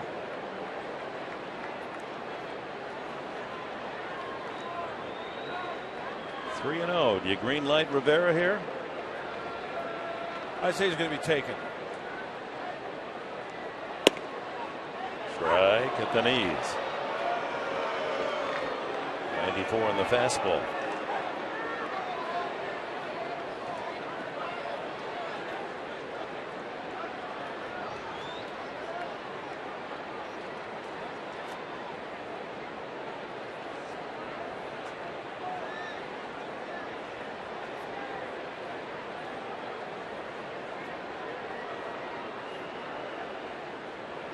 That bounces in. Ball 4.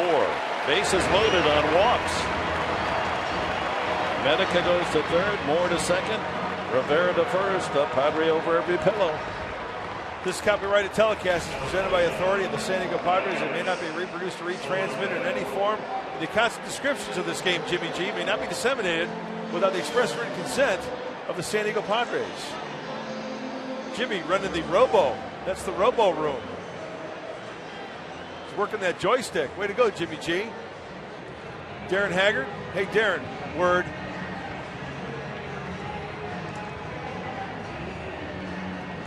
Walt Weiss. It's a double switch here, bringing in a new pitcher and putting Charlie Culberson at shortstop for Rutledge. Another pitching change by the Colorado Rockies.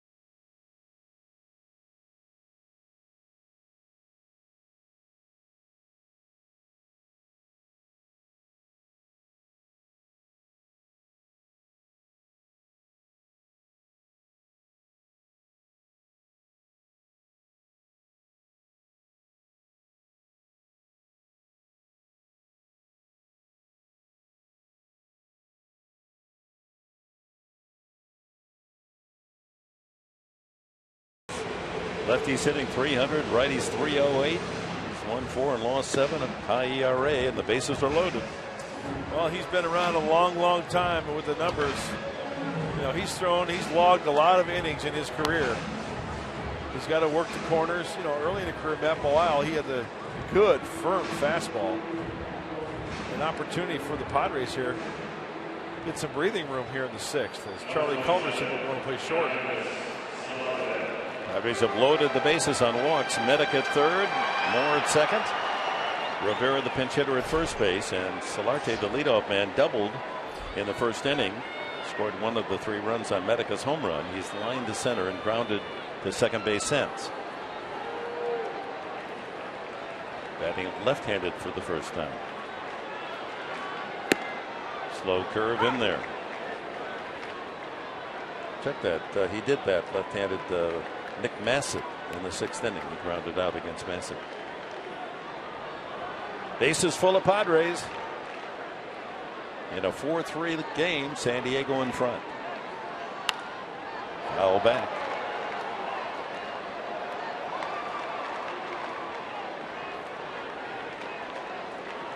Solarte, 17 runs batted in since he joined the Padres. He had 31 with the Yankees, so 48 on the season. That would rank second behind Jerko on the season. Combined 10 home runs.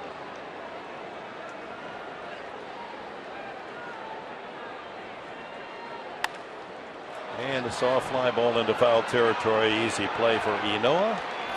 And that'll do it for the Padres. They had 3 free tickets, couldn't bring one of them home, and after 6 it's 4-3.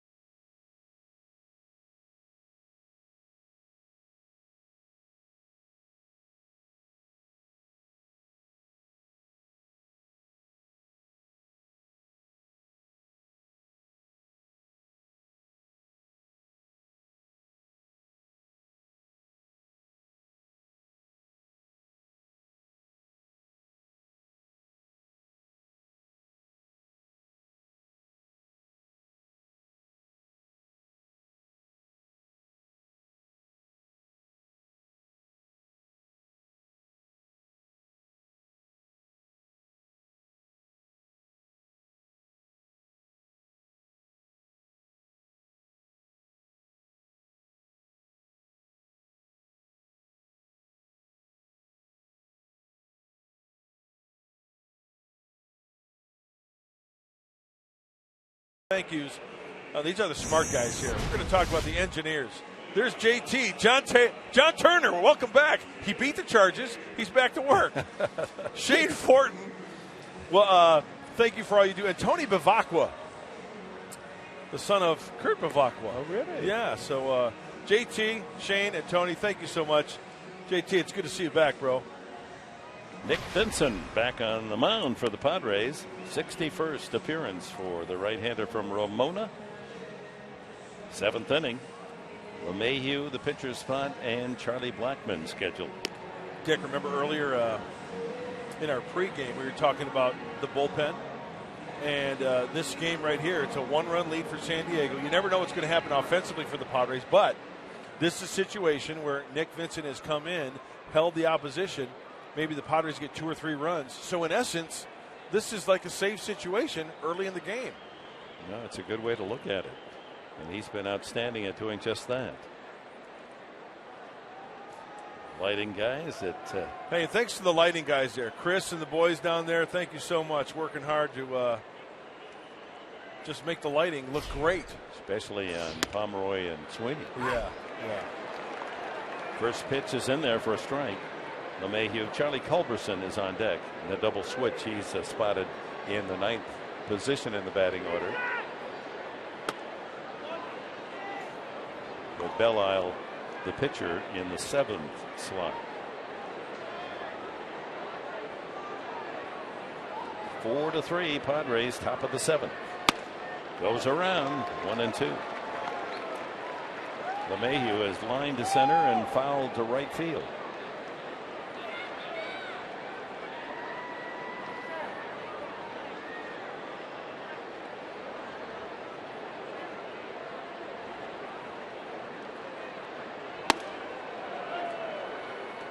It just seems like his fastball has more on it than 89.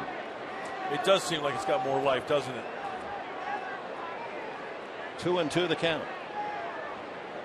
A couple of nice cameras at work. It's going to fall on the warning path and right. Not hit high enough for Liriano to get over there.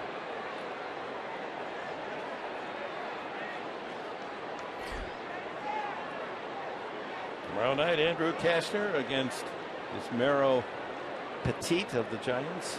He's 5-5. Cashner with a couple of outstanding performances on this homestand to win the National League Player of the Month, Player of the Week award.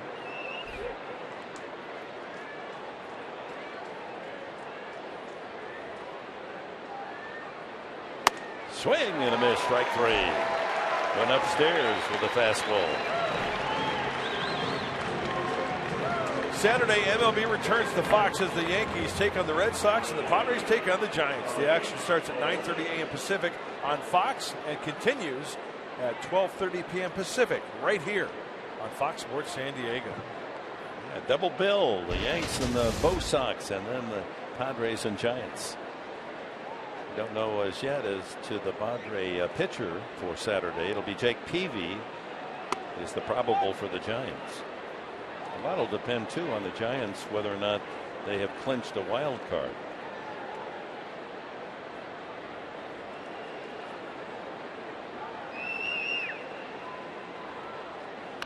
Foul ball. Atlanta beat Pittsburgh tonight. So if the Giants beat the Dodgers, they'll be in a dead heat atop the NL wild card fight. And Milwaukee would be eliminated by a Giants win.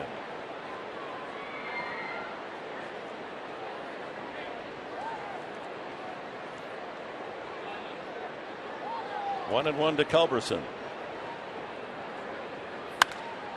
Fly ball right center. Maven's got a beat on it. 2 away. Time now for the top tier player profile, brought to you by Arco, as we take a look at Charlie Blackmon's profile. His ranks among leadoff hitters. He leads in RBIs. Hit his 19th home run tonight. That's second best. Is there an extra base hits, total hits, times on base? Terrific year for Blackmon. Yeah, not your prototypical leadoff hitter. got some pop in that bat.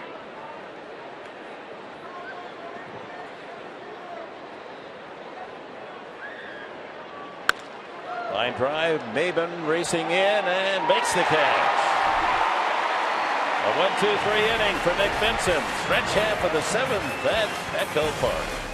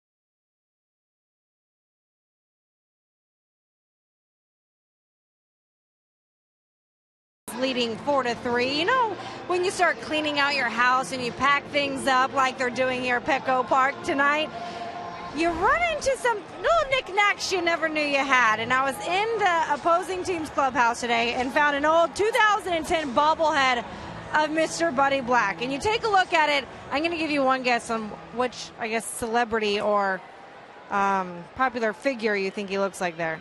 George W. Bush. Nailed it. Or Luke Right? Yoder. That's a nice They got the hair, Buddy. They got the hair color spot on too. Yeah, that's one of the better ones, Chris. Thank you very much. You know, because usually when you have a bobblehead, it doesn't even look like the person.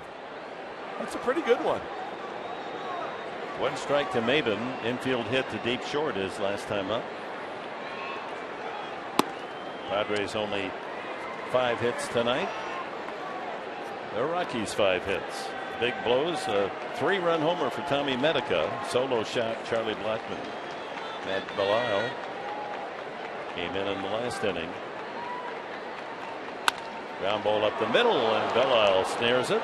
1 away.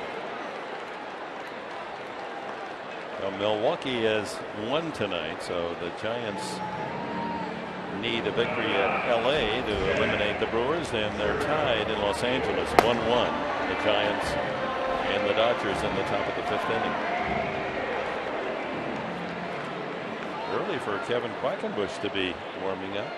That must mean that Joaquin Benoit is available. Yeah. Joaquin was up and about going through his normal routine earlier in the game. He goes around. 1 strike. Chet Jerko. He's grounded out twice and struck out. There, the totals. Medica being the key performer offensively with a 3-run homer and a double, both figuring in the scores for a 4-3 lead. Solarte a double, Maben an infield hit. Rondal has scored a couple of runs, hit by a pitch and scored, and Singleton scored.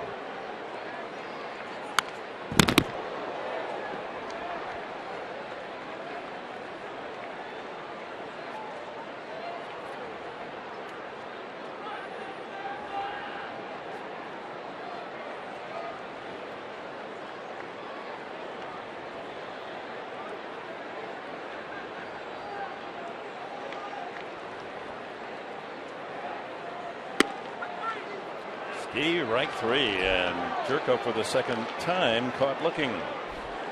2 away. And it's time for our San Diego fans of the game. Salute to Tony Gwynn. Shaka, dude. Yeah. Brand new ball cap. Oh, peanut M&Ms. Gotta love that. His and hers Padre jerseys. Gotta love that. 2 outs to Yasmani Grandal. Scored a couple of runs tonight. He's 1 for 2. Struck out the last time.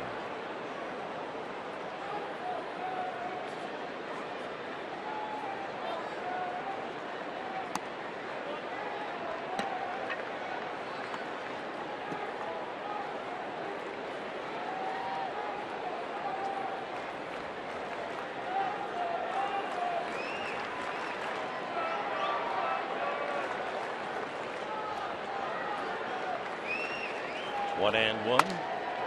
Off the fists, and LeMahieu out to snare it in the webbing of his glove. Not quite enough room for Grandal to get a looping base hit. Padres out in order in the 7th.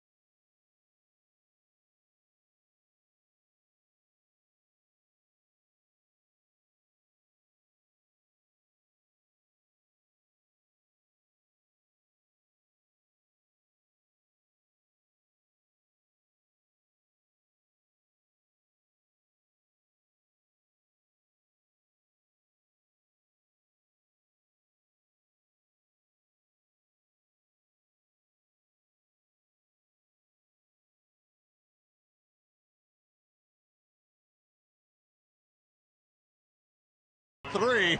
Padres over the Rockies right now. Mark and Mike working on Padres Live. The post-game show will be brought to you by Cox Communications. And hopefully, keep our fingers crossed, be nice to see Joe Whelan get his first big league win. Mike, I love first. And when you want to have the first win for Joe Whelan, he did enough to get the win tonight. R.J. Alvarez comes in and does a nice job holding that lead when they had runners in scoring position. But Joe Whelan tonight could get a first Major League win. That'd be extra special. Really exciting. So just a couple more outs to go. We hope that's the story we have for you when we see you on the post-game show. We'll also get you caught up on the playoff race, and we have a preview. We have a preview of Rocky Long Show, Aztec football with Chris does Button. A great job on that show. She does a really good job. You got to be sure to check that out. We'll see you guys in the post-game show. By the way, nice pocket square. I hate it. Oh, come on. No. How can you say Did that? I It was say a that? gift from the legend. I know. I already thanked him. Yeah, but now you're still on camera bad-mouthing it. I love it, Dick. Thank you. Yeah, you're going to hurt the feelings of the guys at the Ascot shop there in La Jolla. They said, "Don, we want to really dress up Sweeney. He's such a handsome guy. And everything works. His whole outfit. This will pull it together." Kevin Quackenbush in the 8th inning. Yanoa, Morneau, and Kadair stacked up in the Rockies lineup. A 4-3 game. Another tight one between these two. Yanoa has walked twice and grounded to second.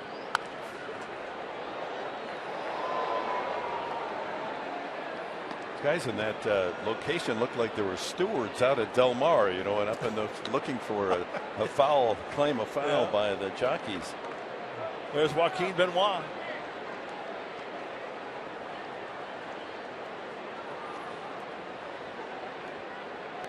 In the dirt, 2-1.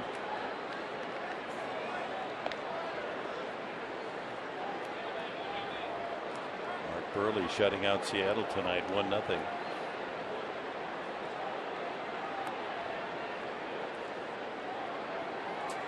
Cleveland beats Kansas City. Royals battling Detroit.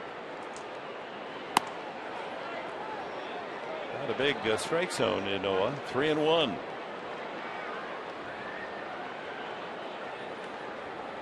want to lose that leadoff man with the likes of Morneau and Kadire and Dickerson, the big guns, to follow. Fly ball lifted to center. Can of corn for Maven. One away. Dick, one of the nice things about working is to get some nice letters. Right. People say they enjoy watching, and we really appreciate that.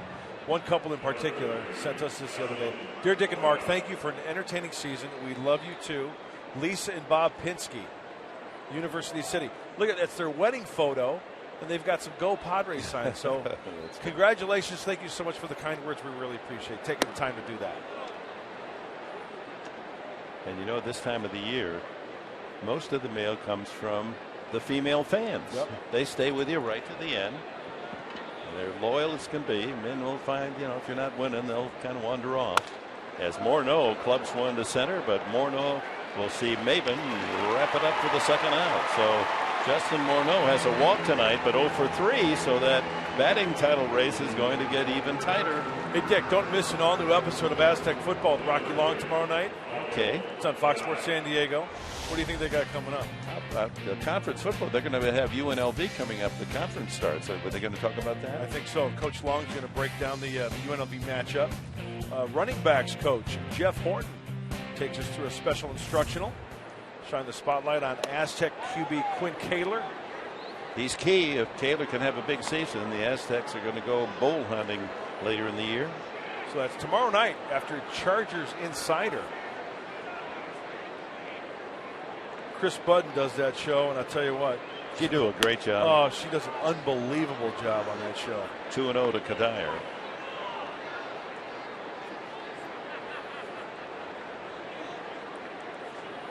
Couple of singles for the veteran right-handed hitter. 2 for 3. Knocked in a run. Got to be careful. You get up into his power zone.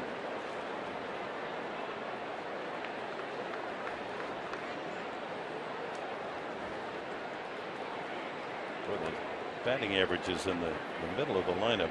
Morneau at 319, Kadire 326, Dickerson 308. Another base hit. He rips one to left. He's 3 for 4 tonight. So the tying run on with 2 outs here in the top of the 8th. And Dickerson 2 for 3, an RBI single. Boy, it's been all Blackman, Kadire, and Dickerson tonight. Easy game, Kadire, with that smile. See the ball, hit the ball. He does have a nice swing, doesn't he, from the right side? Remember, he's injured half the year, Kadire. Explains why he has only 10 home runs. He's only had 178 at-bats coming in. 10 homers. Dickerson. He is the home run leader with 24 on this Rockies team.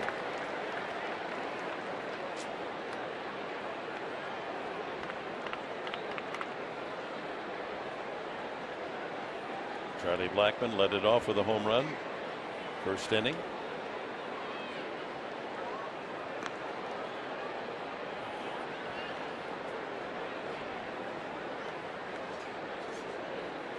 Here's the Rockies will finish ahead of Arizona in the NL West and capture 4th place behind the Padres. They have a 3-game lead over the Diamondbacks coming in. Line drive, base hit, right field. Liriano over to get it, and on his way to third, the tying run, Kadire, the long throw. Backing it up. Quackenbush into second. Oh, my. There's a rookie mistake. The right fielder going with a long throw, and that allows the tying run to go to third and the go-ahead potential run into second as Solardi comes up wincing. Where did the throw get him in the wrist? I mean, Liriano does show you he's got a terrific arm. Oh, breaking ball down and in. Dickerson goes for it. This is where Liriano has to hit the cutoff man. Overthrows the cutoff man. The second guy. And then Solarte falls. Quackenbush does his job by backing it up. He got slid into. See at the left knee? Yeah. Left knee of Kadire goes into the left hand, left wrist of Solarte. Boy, he overthrew Jerko. He overthrew Amarista. Got to keep that runner at first base. Now the go-ahead run is on second. Yeah, that's a big rookie mistake. Solarte still, as Todd Hutchison works on that left wrist, and showing pain.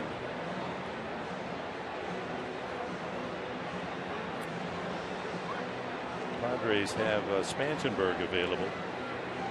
He was in the on-deck circle but never officially called into the game. So with 2 outs, Kadire and Dickerson, that partnership, the last 3 times up. Kadire has singled 3 in a row, and Dickerson has followed with 3 consecutive singles. And they're now spotted at second and third with 2 outs. Tying run and go-ahead run here in the 8th inning. Todd Hutchison, the head trainer, going through some strengthening drills to see how much he was affected by that slide into the wrist.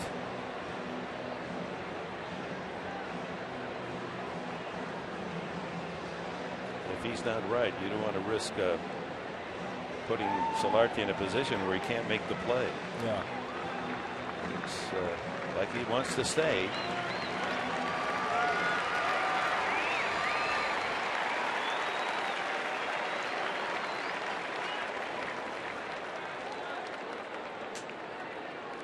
Going 10, obviously Kadire, and the hard slide there at third base gives him a pat on the back. Dickerson now at second. Charge Liriano with a throwing error. And that brings up Rosario, who struck out, grounded out, and popped up.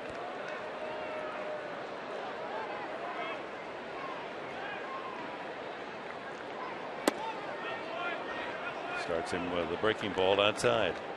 That was the 8th inning last night. The Padres had rallied to tie 2-2 in the 6th, but in the 8th, Drew Stubbs with a solo homer off Dale Thayer. And that was the winner, 3-2. Now with 2 outs, 2 men in scoring position. Here in the 8th. There's the big curveball. I love that curveball from Quackenbush. The Yacker from Quacker. Oh, I like it. Juan Nicasio and Adam Ottavino hitting up in the Rocky pen. Saw both of them last night. Strike, a fastball at 91. Second and third occupied by Rockies. Tying and potential go-ahead run. With 2 outs here in the 8th. And Quackenbush ahead on the count of ball with 2 strikes.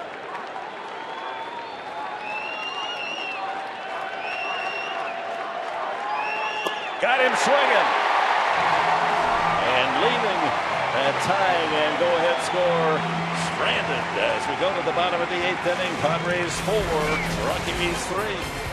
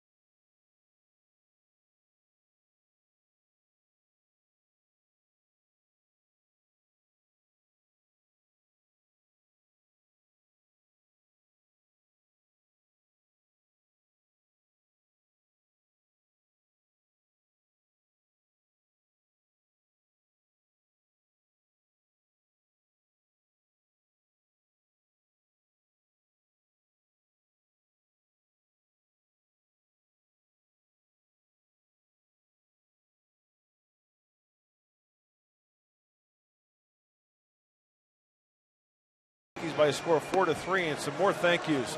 The ADs, associate directors, what do? Well, do a lot of pre-production stuff before games, sponsorships, elements, the promos that we read on the air. Right. They get all that lined up. We want to thank Tyler Sellers. Tyler, nice work, my friend. Tawny Craig, always good to see. And Rachel Allen, good people to be around, hard workers, and great members of our team at Fox Sports San Diego. Did we just see Max Michalak right there? No, I don't think he's the here. backside of Max? He's in Hawaii, I think. He goes, the first 3 or 4 days of each week goes to Hawaii. He might be back. He might have gotten back in time. Oh, there he is. There's Maximus. Hail to the Chippewas. Yeah, he's the guy who's always yelling in our ear. Yeah. Hey, step up your game. Yeah. You're about a C- tonight. Speak slowly and articulate. Oh, Max. He's our producer. He and Jason Lewis carry that charge. What about Michael Odino? Well, he's the director. Our director. Right? Where's M.O. at? He might be taking a bathroom break. I don't know. Yeah, you know what? You make a good point. After this pitch, a lot of people are going to be stunned. Medica leads it off. Okay, that's a strike. Juan Nicasio is the new pitcher for the Rockies here in the 8th. Why would people be stunned that we have a director? Yeah, well, you mentioned he was taking a bathroom break. Right. Doesn't happen. Michael Odino, our director, when we hit the air for the pregame show, he is in that chair till the end of Padres postgame live. No way. Yes. They don't let him out of the truck? Medica bounces this one to the right side. LeMahieu hustles his throw, and Medica's out for the first time tonight. He had homered, doubled, and walked. One away. Liriano, the hitter. Yeah, that's a long time in one chair. Well, then we ought to be able to get a shot of him if he's in this same chair the whole time. That's his call. He's calling the cameras. Doesn't want to be seen. That's, I guess. Kind of a mysterious guy. He's the one responsible for all the whip pans. When you see the camera just woof. That's called a whip pan? Yeah. In fact, you know what? That would be kind of cool if we could. We've been talking baseball. If we could show people like what actually a whip pan is. See, they're not going to do it. Here's a whip. Oh, hey now. Hey. Whoa. What was that? That's how you get the directors out of their chair. But, honestly, we never see a whip pan. He does a great job down there. We're lucky to have him. Love M.O. 2-0 the count. And his wife, Julie, who crews everybody. Yeah. Right? Sets the crew of the telecast. Not cruises like gets along smoothly, cruising along like, Cruise director. Yeah, hey, we got bingo at 7 o'clock on the promenade level. Please join us. 2-0 the count. Padres with a 4-3 lead, batting in the bottom of the 8th inning against Juan Nicasio. And 3-0. Nice to get some insurance here. Nicasio at times can have trouble throwing strikes, says Joaquin Benoit, going over the lineup with Willie Blair and the clipboard. He'll be facing in the 9th inning, scheduled the pitcher's spot, then LeMahieu and Culberson. Strike one, 3-1.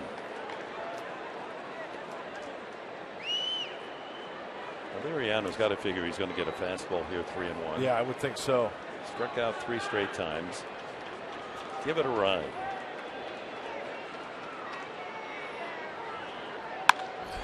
And he grounds it into left field for a base hit. He got the fastball. That's a way to improve your evening.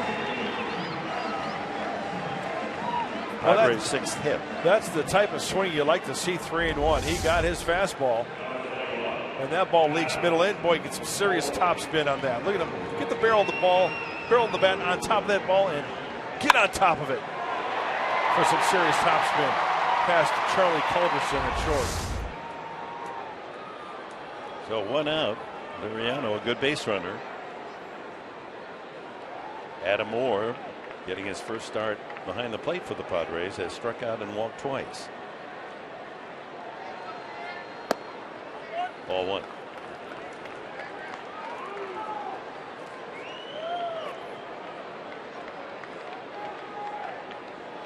Ocasio pitched an inning last night.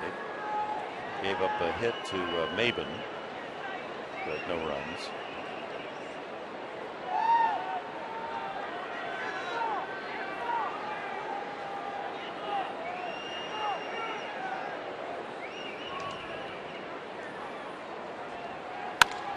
And a fly ball to right field. Kadire back and then in. 2 away. Now we showed you the American League playoff situation. How about the National League?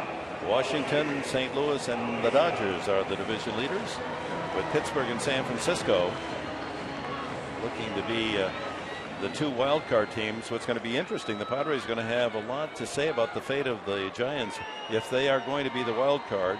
Will they host that 1 game wild card, or will Pittsburgh host it? Currently, the Giants, if they lose tonight to the Dodgers, they'll be 1 behind Pittsburgh, but they're actually 2 in back of Pittsburgh because the Pirates own the season series. So if they tie, Pittsburgh would host the wild card. So Walt Weiss, wearing a path to that mound, comes in with his 7th pitcher, Christian Friedrich.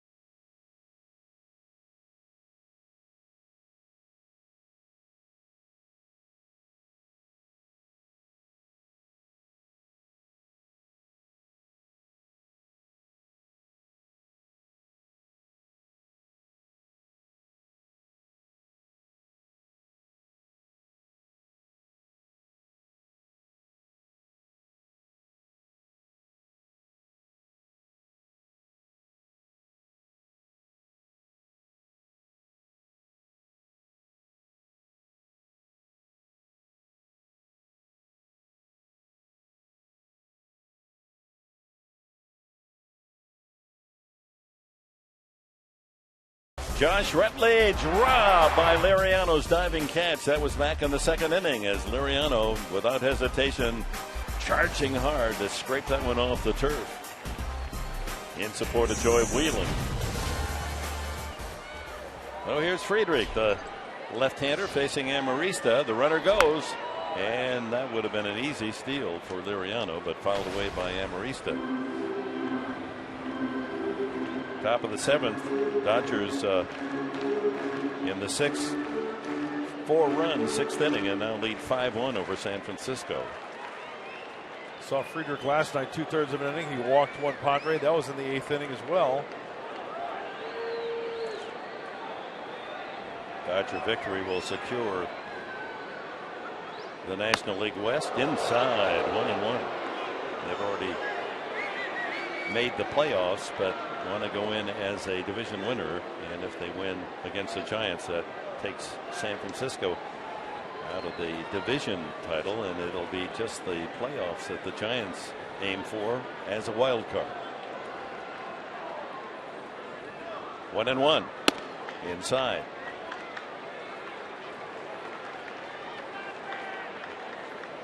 Friedrich pitched 2/3 of an inning last night. No hits, but he walked a man. Liriano at first. Here in the 8th. 2 away. Lifted down the left field line. Playing shallow is Dickerson and makes the catch in foul territory. So on to the 9th. Here comes Joaquin Benoit.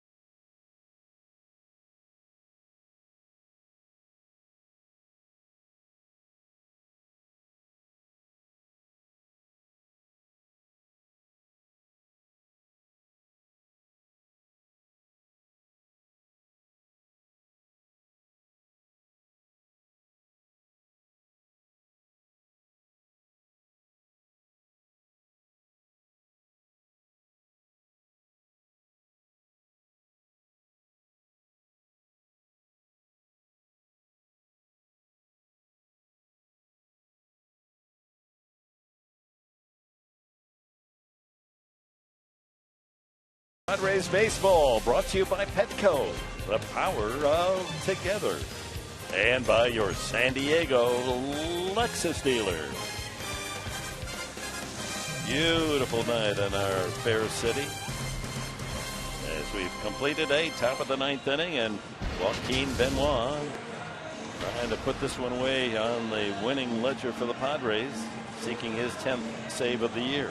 Well, it sure was nice to see Joaquin back out there for being on the shelf for so long. He made an appearance against those Giants on Sunday. It was an inning. He struck out too. Hey, the velocity was there. The changeup was working quite well. And you look at the overall numbers, very, very good numbers. Lefties 161, righties 151. Will Venable takes over defensively for Tommy Medica in left field. And Benoit will be challenged by Josh Rutledge. Check that it's going to be Brandon Barnes. This is the pitcher's spot to lead off. So Barnes, who stole a home run from Rivera last night defensively and also chipped in with a couple of hits, 2 for 4 in the line out. He'll start it here in the ninth. Barnes, LeMahieu, and Culberson then. 3 right-handed hitters are scheduled against Benoit. Trying to save the game for Joe Whelan. And a deep drive to left field. Back goes Venable. He gets tested right off the bat, and that ball hangs right at the warning track. Ooh, off the bat, that looked trouble. Barnes out on a fly ball to left. Here's LeMahieu. He's lined to center, fouled to right, and struck out.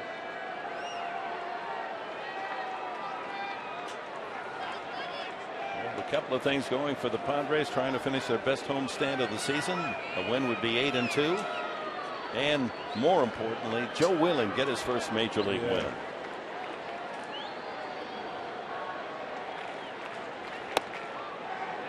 90 on that pitch. Joe hanging around. He wants to see it for himself. Drew Stubbs now comes out of the dugout. Homered last night. Appears he will bat for Culberson.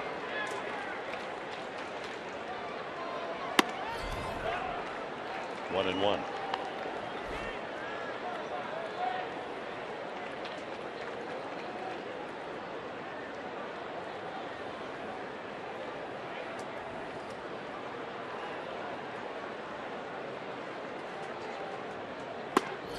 One and two. You were talking about LeMahieu with the scouts, and for a middle infielder, he's about as tall as they come. He's 6'3", 6'3 and a half. Yeah.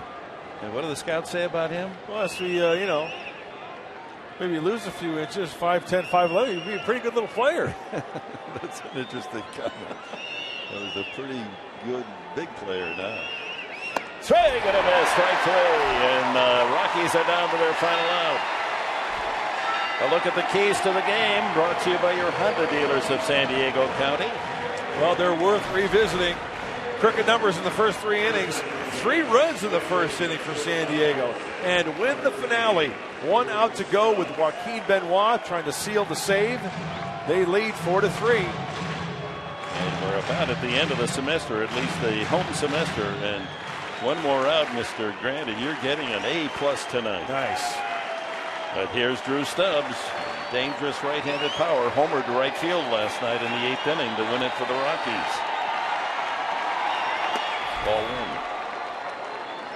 1. 9 for 21 as a pinch hitter. That comes out at .429 for Stubbs. 15 homers. Surprising power to right field. We've seen him against the Padres alone hit 3 home runs to the opposite field.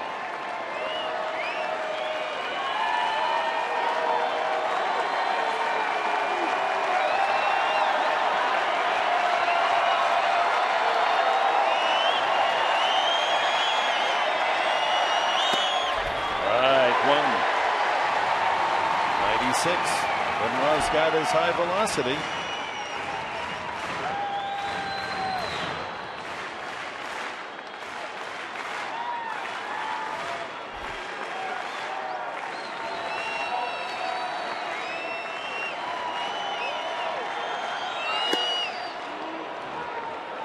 Gets that changeup, drops low. Remember we talked earlier about when Benoit, before he got hurt, he was always going for the stretch. And then his last outing, first time back, he started to go for the windup. Talked to Joaquin the other day. He said, yeah, I just get a little bit more momentum going towards home plate. Takes a little stress off my shoulder. 2-1 to Stubbs. 3-1.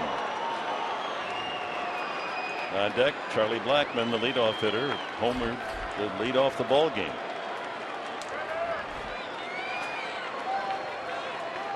Joe Whelan, 1 out away from his first big league win.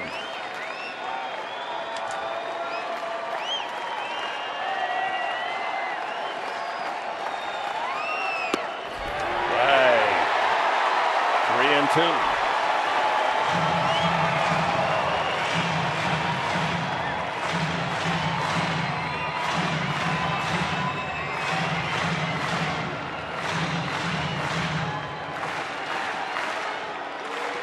Padres fans coming out to cheer on their team in this home finale. 3-2. Ground ball to Amarista. He's got it. His throw's on the money, and the ball game is over. Joe Whelan, congratulations. A major league win tonight. And how about the Padres after 6 innings with the lead? They are 59-1. Best in the major leagues. Mike Pomerantz. Yeah, the boys have done a very nice job out of the bullpen, no question about it. The pitching has been the story this season. What we see on this final post-game show from home, all that plus more in a moment.